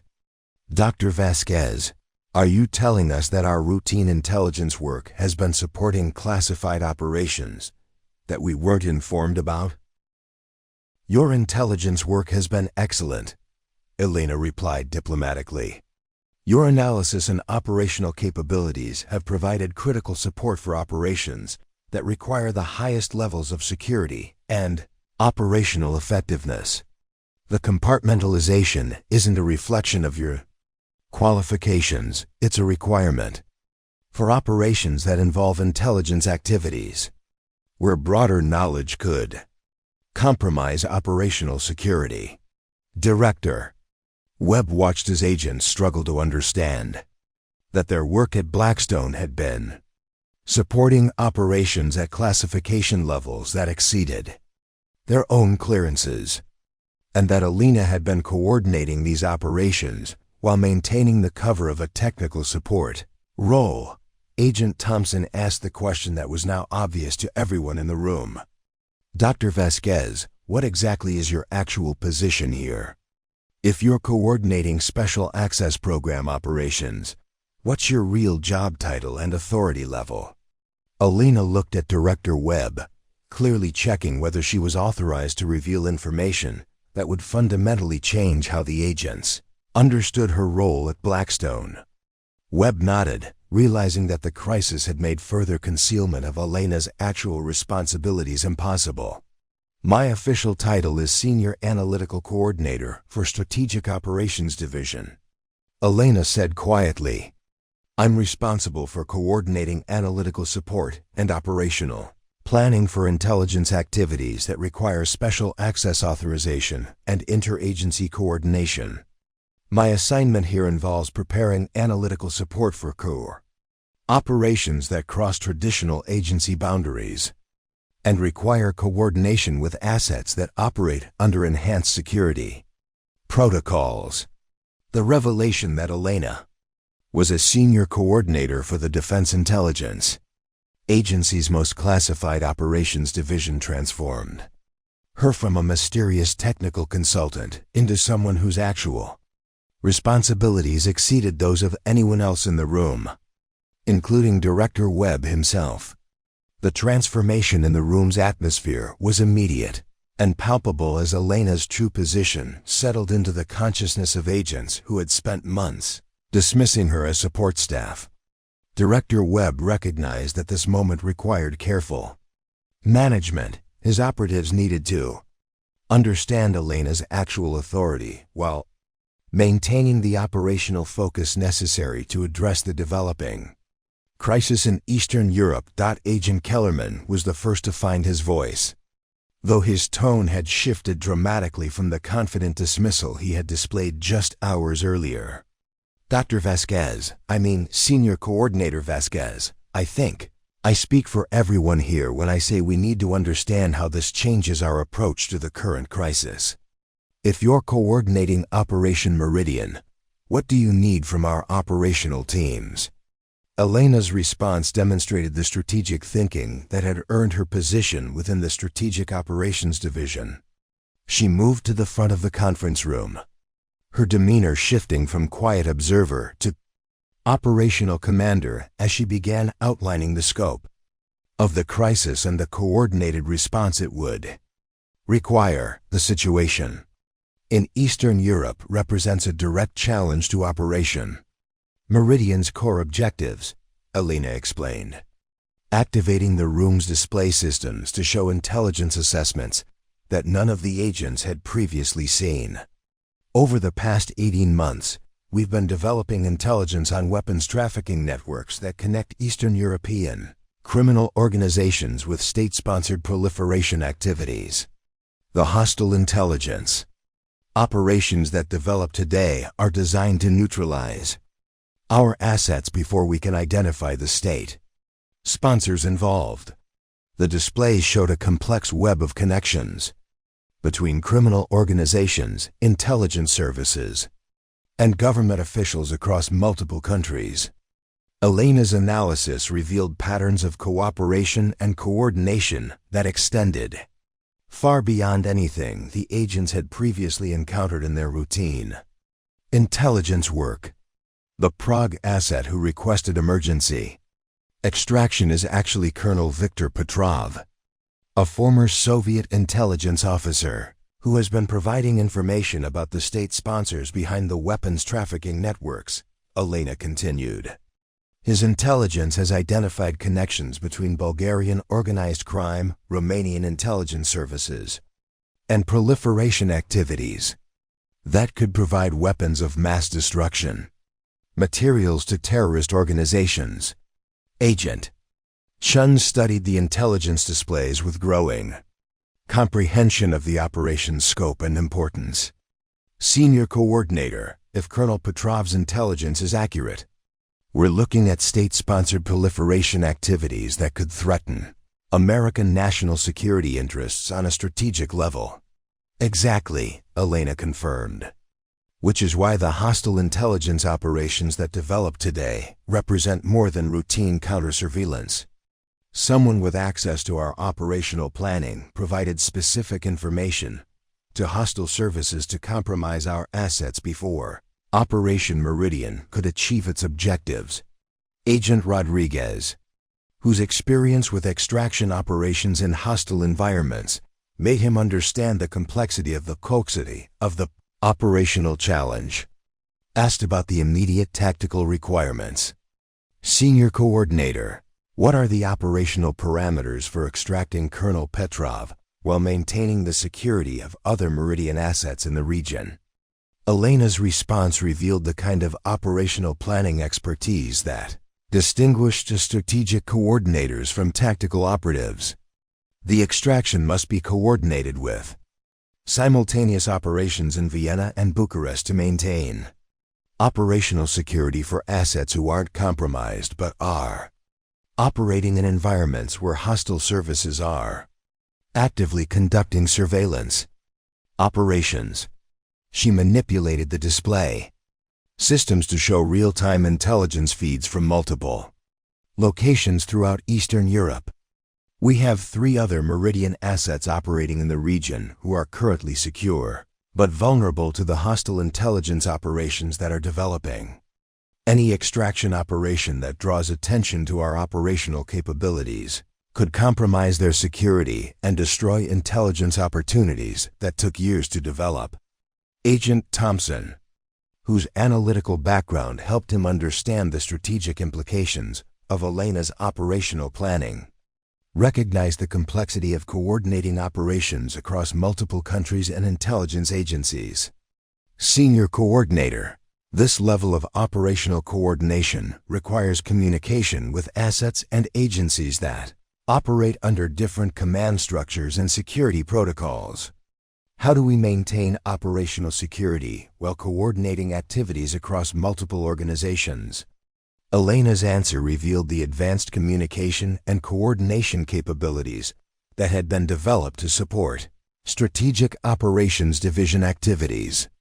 Operation Meridian operates under joint authority from the Defense Intelligence Agency, Central Intelligence Agency, and National Security Agency, with coordination protocols that allow for real-time operational adjustment while maintaining compartmentalized security for individual assets and operations. She activated secure communication systems that the agents had never seen before, displaying operational coordination interfaces that provided real-time status updates from intelligence assets across Eastern Europe. Each Meridian asset operates with specialized communication equipment that provides encrypted coordination capabilities while maintaining plausible cover for their official activities. Agent Williams, whose experience with communication security made him appreciate the technical sophistication of Elena's coordination systems, asked about the operational timeline for addressing the developing crisis. Senior Coordinator. How quickly can we coordinate the extraction and security operations necessary to protect our assets while maintaining Meridian's operational objectives? Elena's response demonstrated the kind of strategic thinking that enabled successful operations in complex international environments. We have an operational window of approximately 72 hours before hostile intelligence services complete their counter-surveillance operations and identify additional Meridian assets. The extraction and security operations must be completed within that time frame to prevent the complete compromise of intelligence activities that are critical to American national security interests.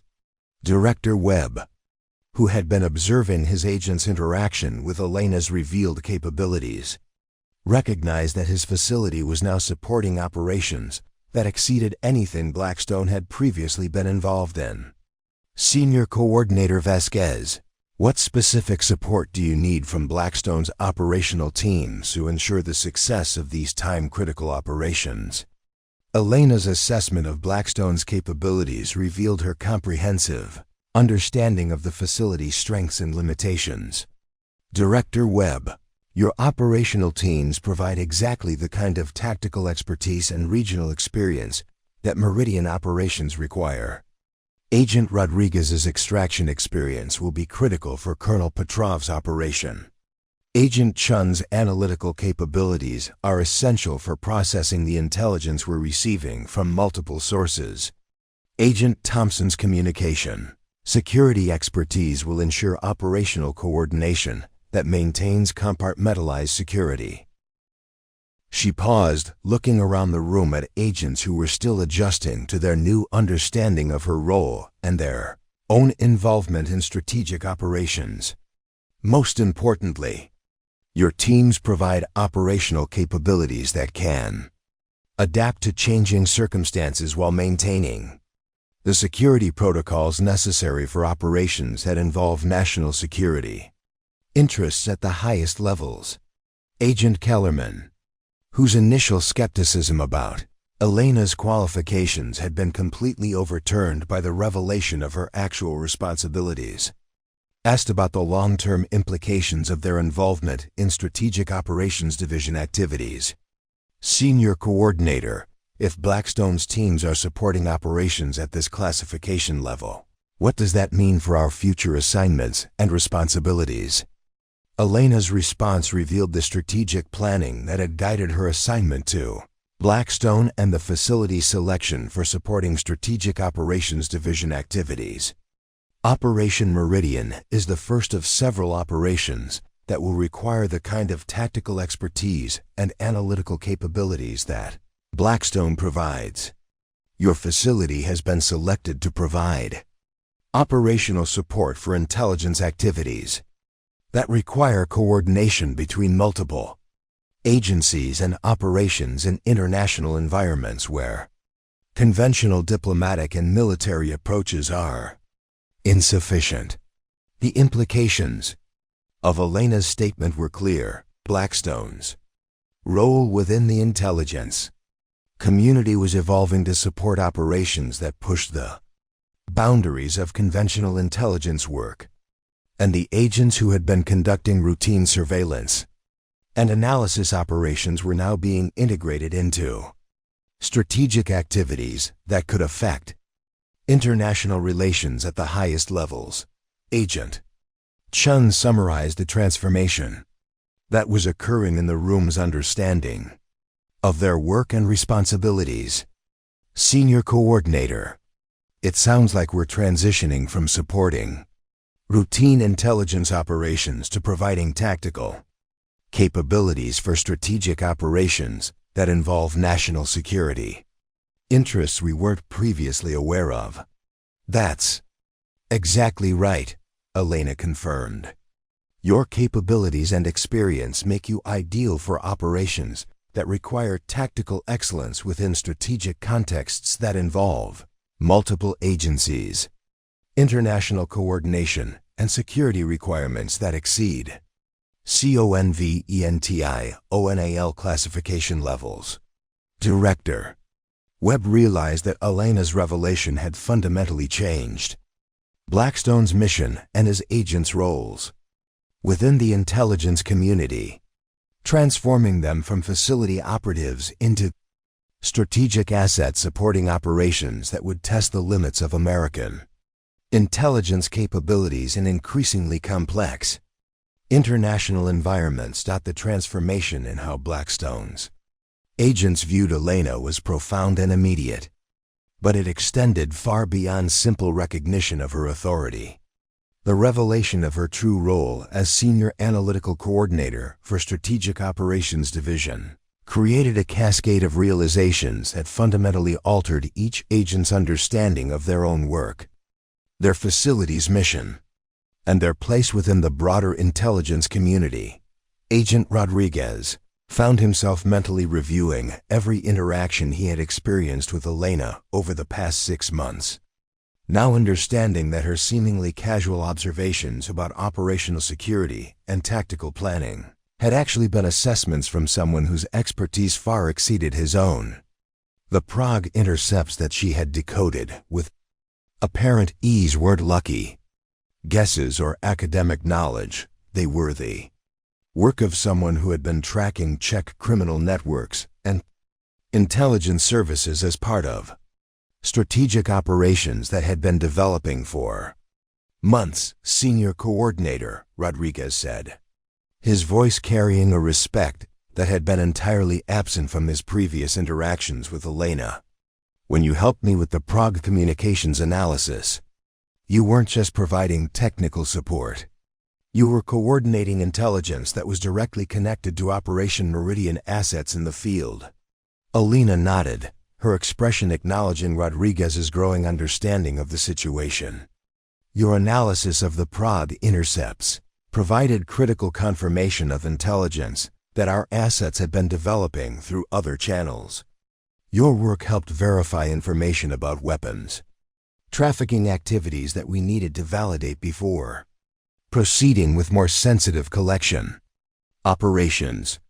Agent Chun was experiencing her own revelations about Elena's strategic coordination responsibilities. The Bucharest surveillance operation that Elena had provided insights for suddenly made sense in the context of broader strategic planning rather than routine intelligence collection. Elena's knowledge of the target's counter-surveillance protocols hadn't come from casual observation. It had come from months of strategic analysis conducted in support of operations that Chun hadn't been cleared to know about.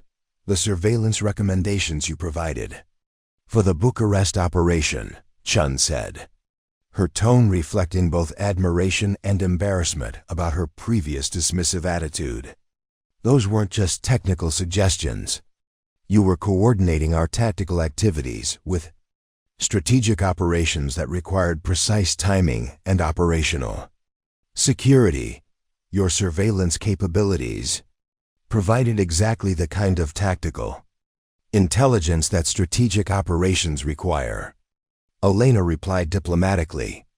The success of operations like Meridian depends on tactical excellence from operatives who can adapt to changing circumstances while maintaining security protocols that protect broader strategic objectives.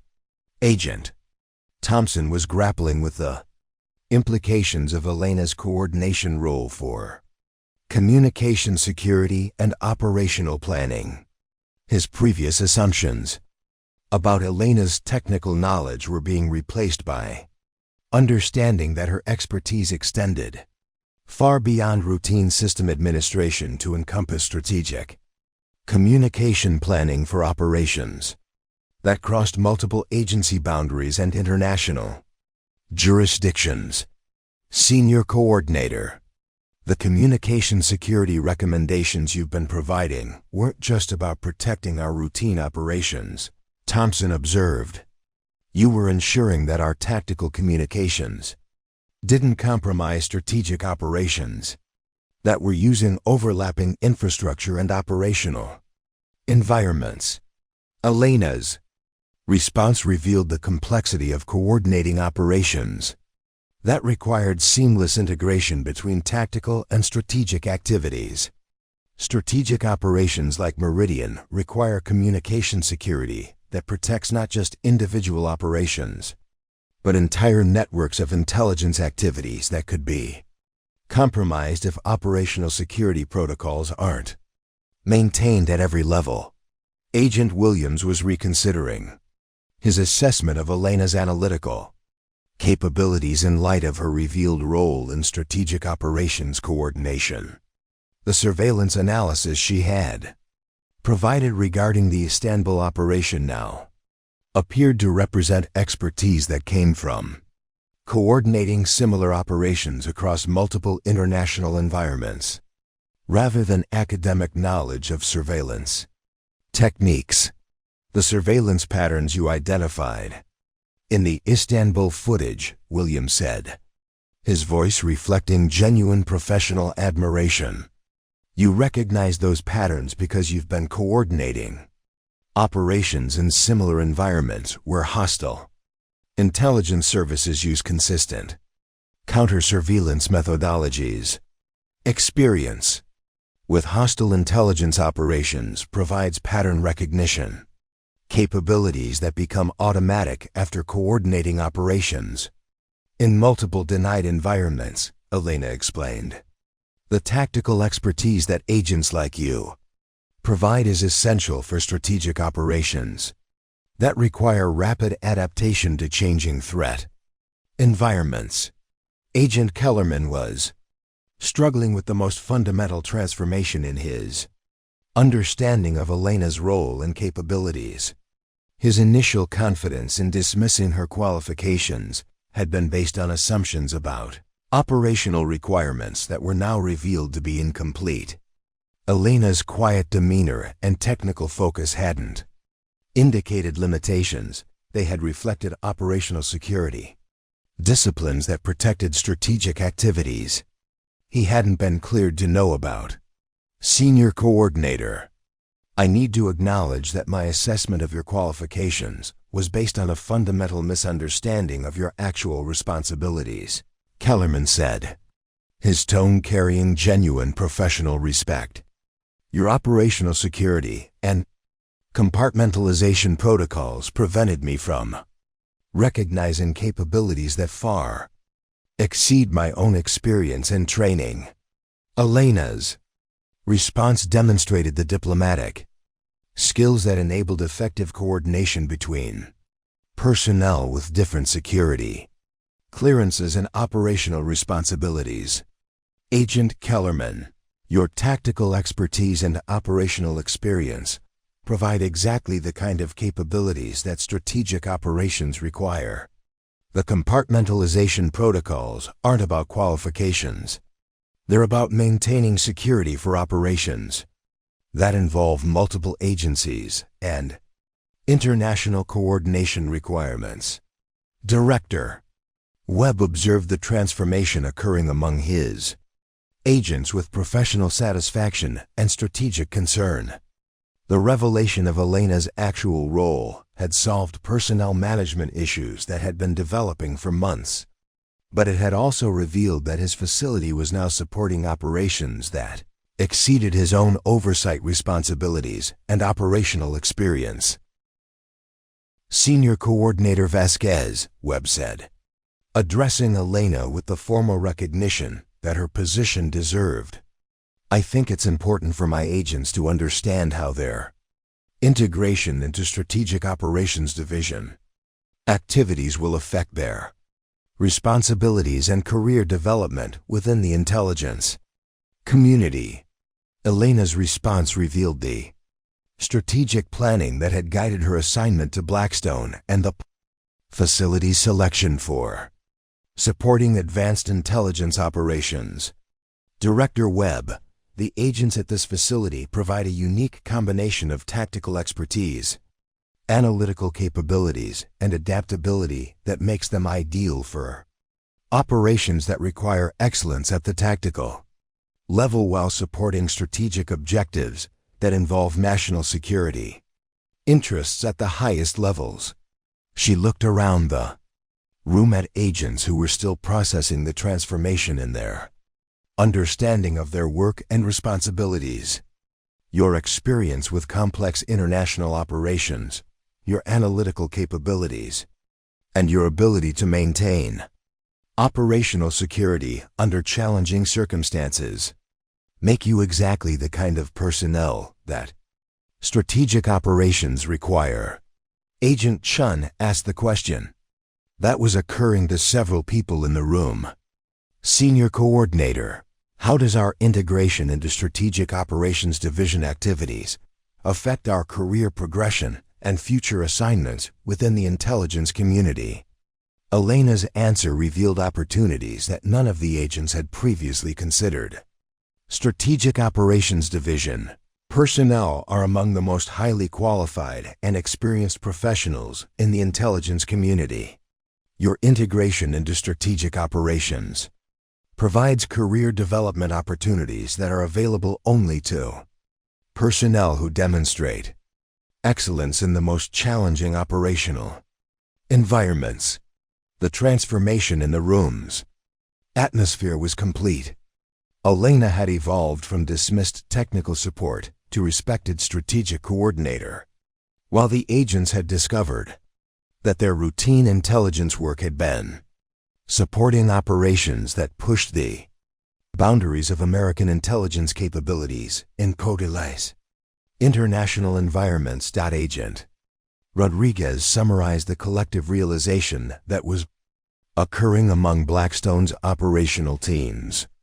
Senior Coordinator, It sounds like we've been participating in strategic operations that we weren't qualified to understand. And our tactical contributions have been more significant than we realized. Your tactical contributions have been essential, Elena confirmed. Strategic operations succeed because of tactical excellence from operatives who can maintain operational security while adapting to circumstances that require immediate decision-making and professional expertise. Director Webb realized that Elena's revelation had transformed his facility from a routine intelligence operation into a strategic asset, supporting operations that would define American intelligence capabilities in increasingly complex international environments. The immediate crisis in Eastern Europe demanded swift action, and Elena's transformation from hidden coordinator to acknowledged strategic leader enabled a level of operational efficiency that surprised even Director Webb. Within hours of her revelation, Blackstone's agents found themselves participating in the most complex and sensitive intelligence operation of their careers, working with capabilities and authorities they had never previously accessed. Elena established a secure command center in Conference Room Alpha, converting the space into a coordination hub that provided real-time communication with Strategic Operations Division assets across 3 countries. The transformation was remarkable. What had been a routine briefing room became a nerve center for operations that would determine the success or failure of 18 months of strategic intelligence development. Agent Rodriguez, Elena directed, her voice carrying the natural authority of someone accustomed to coordinating high-stakes operations. I need you to lead the extraction team for Colonel Petrov in Prague. Your experience with denied area operations makes you ideal for this mission, but you'll be working with coordination protocols and communication systems that exceed anything you've used before. Rodriguez found himself accessing operational resources that he had never known existed at Blackstone. Elena provided him with secure communication equipment that offered encrypted coordination with Czech intelligence assets, diplomatic personnel who could provide emergency support if the extraction encountered complications, and real-time intelligence feeds that tracked hostile surveillance activities throughout Prague. Senior Coordinator. These coordination capabilities exceed anything I've worked with during my previous extraction operations, Rodriguez observed as he reviewed the operational resources Elena was providing.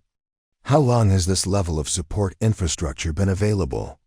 Strategic Operations Division has been developing these capabilities for operations that require coordination across multiple agencies and international boundaries, Elena explained.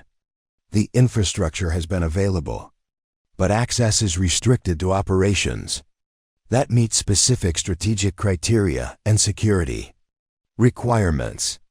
Agent Chun found herself analyzing intelligence feeds from sources that provided unprecedented insight into hostile intelligence activities across Eastern Europe. Elena's coordination systems offered access to information from national technical means, human intelligence assets, and liaison relationships that provided comprehensive situational awareness for the developing crisis. Senior Coordinator. The intelligence picture we're developing through these sources provides operational awareness that changes everything about how we approach tactical planning, Chun reported as she processed information from multiple countries and intelligence agencies. We can track hostile intelligence activities in real time and coordinate our operations to avoid detection while maintaining operational objectives. Elena's response revealed the strategic thinking that enabled successful operations in complex international environments. Strategic operations require intelligence capabilities that exceed what any single agency or facility can provide independently. The coordination systems you're using represent years of development to enable operations that push the Boundaries of conventional intelligence work. Agent Thompson was establishing communication security protocols that would protect operational coordination while maintaining the compartmentalized security that Strategic Operations Division required. Elena's guidance enabled him to implement encryption and communication, disciplines that far exceeded Blackstone's previous capabilities. Senior Coordinator The communication security protocols you're implementing provide protection levels that I've never seen before, Thompson observed as he configured systems that would coordinate operations across multiple countries and agencies. These capabilities must have required extensive development and testing to achieve this level of operational security. Communication Security for strategic operations must protect not just individual missions, but entire networks of intelligence activities that could be compromised by a single operational failure, Elena explained. The protocols you're implementing represent lessons learned from operations conducted in the most challenging international environments. Agent Williams was coordinating surveillance activities that would provide security for the Prague extraction while monitoring hostile intelligence operations that threatened other strategic operations division assets in the region. Elena's coordination systems enabled him to track multiple operations simultaneously, while maintaining operational security for each individual mission.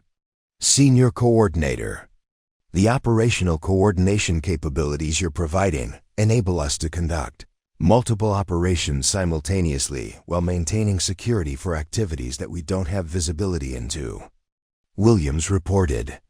This level of coordination represents operational capabilities that exceed anything I've previously experienced. Agent Kellerman found himself serving as liaison with other intelligence agencies whose cooperation was essential for the success of Operation Meridian's crisis response. Elena's authority enabled him to coordinate directly with personnel from the Central Intelligence Agency, National Security Agency, and Foreign Intelligence Services whose cooperation was required for operations in their respective areas of responsibility. Senior Coordinator The interagency coordination authority you're providing enables cooperation at levels that exceed normal liaison relationships, Kellerman observed as he worked with CIA and NSA personnel who were providing support for the Eastern European operations. How does Strategic Operations Division maintain coordination relationships that cross traditional agency boundaries? Elena's answer revealed the institutional development that had enabled Strategic Operations Division to conduct operations that required unprecedented interagency cooperation. Strategic operations often require capabilities that exceed what any single agency can provide independently. The coordination authorities you're using represent years of institutional development to enable operations that serve national security interests at the strategic level. The extraction of Colonel Petrov from Prague proceeded with precision that demonstrated the effectiveness of Strategic Operations Division coordination capabilities. Rodriguez's extraction team coordinated seamlessly with Czech intelligence assets who provided local support, diplomatic personnel who ensured political cover for the operation, and communication systems that maintained real-time coordination with operations in Vienna and Bucharest. Senior Coordinator The Prague extraction is complete, Rodriguez reported via secure communication. Colonel Petrov is secure and en route to debriefing facilities. The operation proceeded without detection by hostile surveillance, and our coordination with Czech assets provided security that exceeded our planning parameters.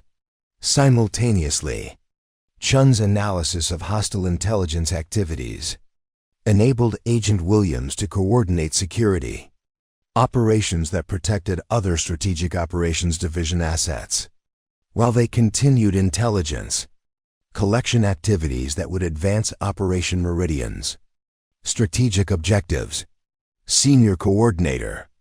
Our analysis indicates that hostile intelligence operations are focusing on areas where our assets aren't operating. Chun reported. The coordination between our extraction operation and ongoing collection activities appears to have been successful in maintaining operational security for strategic assets. Elena's coordination of the crisis response demonstrated capabilities that transformed Blackstone's agents' understanding of their potential contributions to strategic intelligence operations. Their tactical expertise, when integrated with Strategic Operations Division coordination capabilities, enabled operations that achieved strategic objectives while maintaining security protocols that protected broader intelligence activities. Director Webb observed the successful coordination of the crisis response with professional admiration and strategic satisfaction. Elena's leadership had transformed his facility's capabilities while demonstrating that his agents possessed the tactical excellence necessary for operations that served national security interests at the highest levels. Senior Coordinator Vasquez. Webb announced as reports confirmed the success of operations in Prague, Vienna, and Bucharest.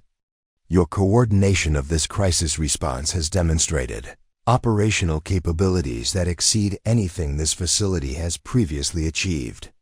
Our agents have proven themselves capable of tactical excellence that supports strategic operations at the highest classification levels.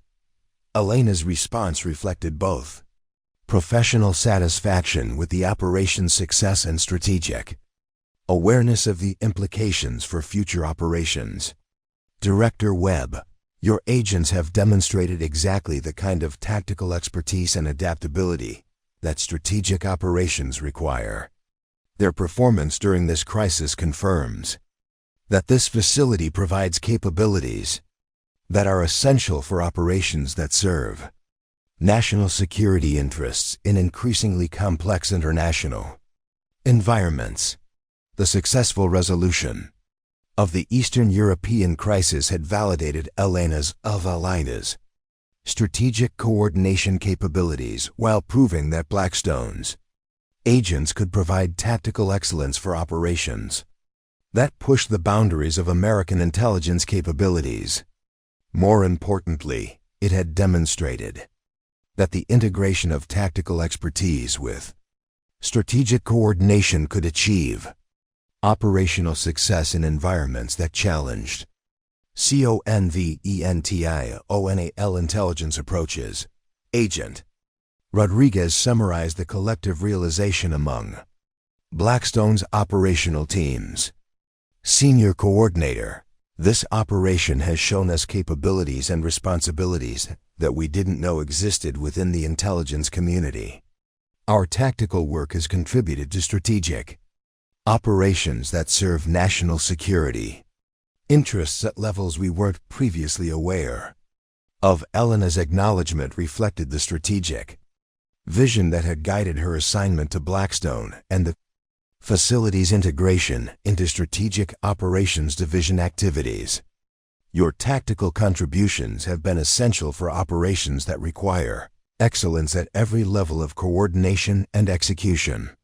The success of strategic operations depends on tactical expertise from professionals who can maintain operational security while adapting to circumstances that require immediate decision-making and professional excellence.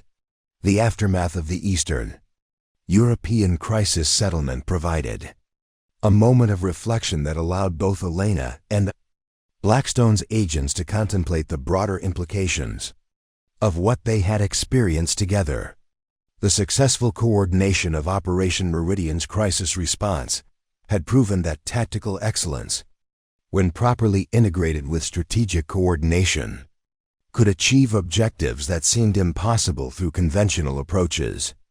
More importantly, it had demonstrated truths about capability, leadership, and recognition that extended far beyond the intelligence community. In the weeks following the crisis, Elena's relationship with Blackstone's operational teams evolved into something unprecedented within the facility's history.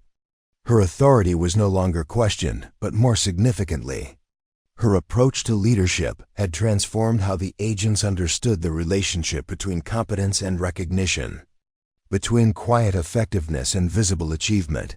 Agent Rodriguez found himself reflecting on the lessons that extended beyond operational techniques and strategic coordination. Senior Coordinator, this experience has changed how I think about assessing people's capabilities and contributions. For months, I made assumptions about your role and qualifications based on surface observations that were completely wrong. Elena's response carried wisdom that applied to far more than intelligence work. Agent Rodriguez, the most dangerous assumption in any field is that visible authority reflects actual capability, or that quiet competence indicates limited ability. Some of the most capable people in any organization choose to work without recognition because they're focused on results rather than credit. Agent Chun had been grappling with similar realizations about her own biases and assumptions. Senior Coordinator, I realize now that I dismissed your insights because you didn't fit my expectations about what expertise looks like. You demonstrated knowledge and capabilities that exceeded my own, but I attributed them to luck or coincidence because you didn't present yourself as an authority figure. Agent Chun, expertise often develops most effectively when people are free to focus on learning and contributing rather than on maintaining appearances or defending their status. Elena replied, some of the most innovative solutions come from people who are underestimated because they can observe situations without the pressure of meeting others. Expectations about how experts should behave. Director Webb had been conducting his own assessment of the institutional lessons that emerged from Elena's revelation and the successful crisis response. The experience had demonstrated that his facility's effectiveness had been limited not by his agents' capabilities, but by their assumptions about authority, competence, and the relationship between recognition and contribution. Senior Coordinator Vasquez, this experience has revealed institutional blind spots that affected our operational effectiveness. Webb acknowledged during a post-operation assessment meeting. Our agents demonstrated excellent tactical capabilities, but their assumptions about expertise and authority prevented them from recognizing resources that could have enhanced their effectiveness months earlier. Elena's response reflected understanding of institutional dynamics that applied across organizations and industries. Director Webb, most organizations struggle with the challenge of identifying and utilizing talent that doesn't conform to conventional expectations about expertise and leadership. People often assume that the most capable individuals will be the most visible, or that authority reflects capability rather than institutional positioning. Agent Thompson had been reflecting on the communication and coordination lessons that extended beyond technical protocols to fundamental questions about how information flows through organizations. Senior Coordinator, I realized that our communication systems were technically excellent, but our assumptions about who possessed relevant knowledge created information barriers that reduced our operational effectiveness. Agent Thompson, effective coordination requires recognition that expertise and valuable insights can come from any level of an organization. Elena explained, the most successful operations often depend on contributions from people whose capabilities aren't reflected in their official titles or organizational positioning. Agent Williams had been considering the surveillance and analysis lessons that applied to understanding people in situations in any context. Senior Coordinator, this experience has taught me that the most important information often comes from observing what people do rather than what they claim, and that the most capable people often demonstrate their abilities through actions rather than declarations. Elena's response carried insights that applied to assessment and evaluation in any field. Agent Williams, the most reliable indicator of someone's capabilities is their performance under pressure, not their credentials or their ability to articulate their qualifications. People who focus on results rather than recognition often develop capabilities that exceed those who focus on maintaining their reputation or status. Agent Kellerman had been grappling with the most fundamental lessons about leadership, competence, and the courage to acknowledge when assumptions have been wrong. Senior Coordinator, I need to acknowledge that my initial assessment of your qualifications reflected prejudices and assumptions. That prevented me from recognizing obvious evidence of your expertise and experience. Agent Kellerman, the ability to acknowledge when our assumptions have been wrong is one of the most valuable skills in any field. Elena replied with characteristic diplomacy. People who can adjust their understanding based on new evidence are more effective than those who defend their initial judgments regardless of contradictory information. The institutional transformation at Blackstone extended beyond individual relationships to fundamental changes in how the facility operated and how its personnel understood their mission within the broader intelligence community. Elena's integration as acknowledged Strategic Operations Division coordinator had elevated the facility's capabilities while demonstrating principles that applied to organizational effectiveness in any context.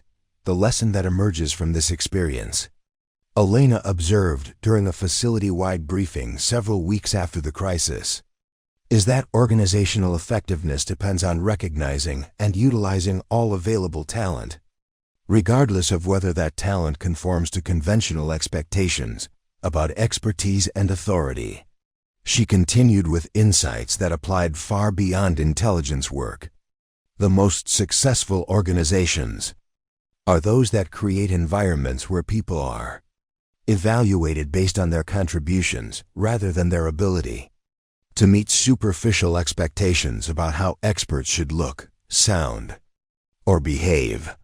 Director Webb found himself implementing changes that reflected these lessons throughout Blackstone's operations.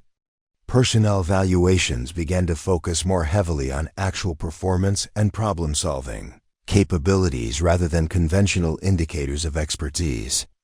Communication protocols were revised to ensure that insights and recommendations were evaluated based on their merit rather than their source. Senior Coordinator Vasquez, the organizational changes we're implementing based on this experience will improve our operational effectiveness, but they also reflect principles that could benefit any organization that depends on identifying and utilizing talent effectively. Webb observed. Elena's response captured the universal applications of the lessons they had learned together.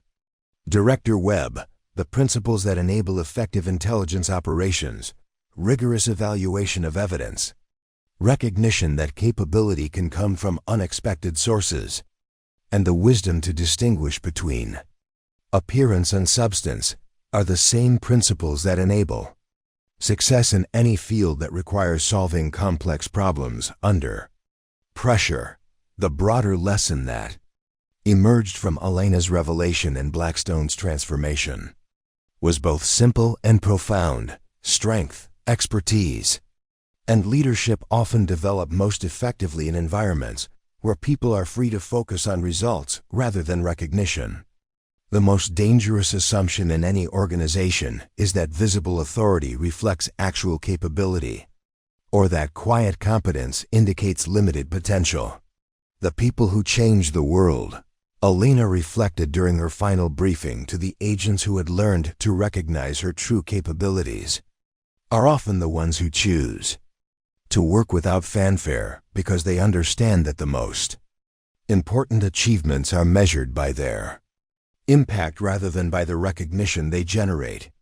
Agent Rodriguez captured the collective wisdom that had emerged from their experience. Senior Coordinator You've taught us that the most powerful people are often those who don't need to prove their power.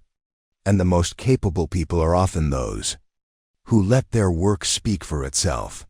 Elena's closing observation provided guidance that extended far beyond intelligence work to principles that could improve assessment and collaboration in any context. Remember that every person you encounter may possess capabilities that exceed your initial assessment. The wisdom to look beyond surface appearances, to recognize expertise that doesn't conform to conventional expectations, and to value contribution over credentials.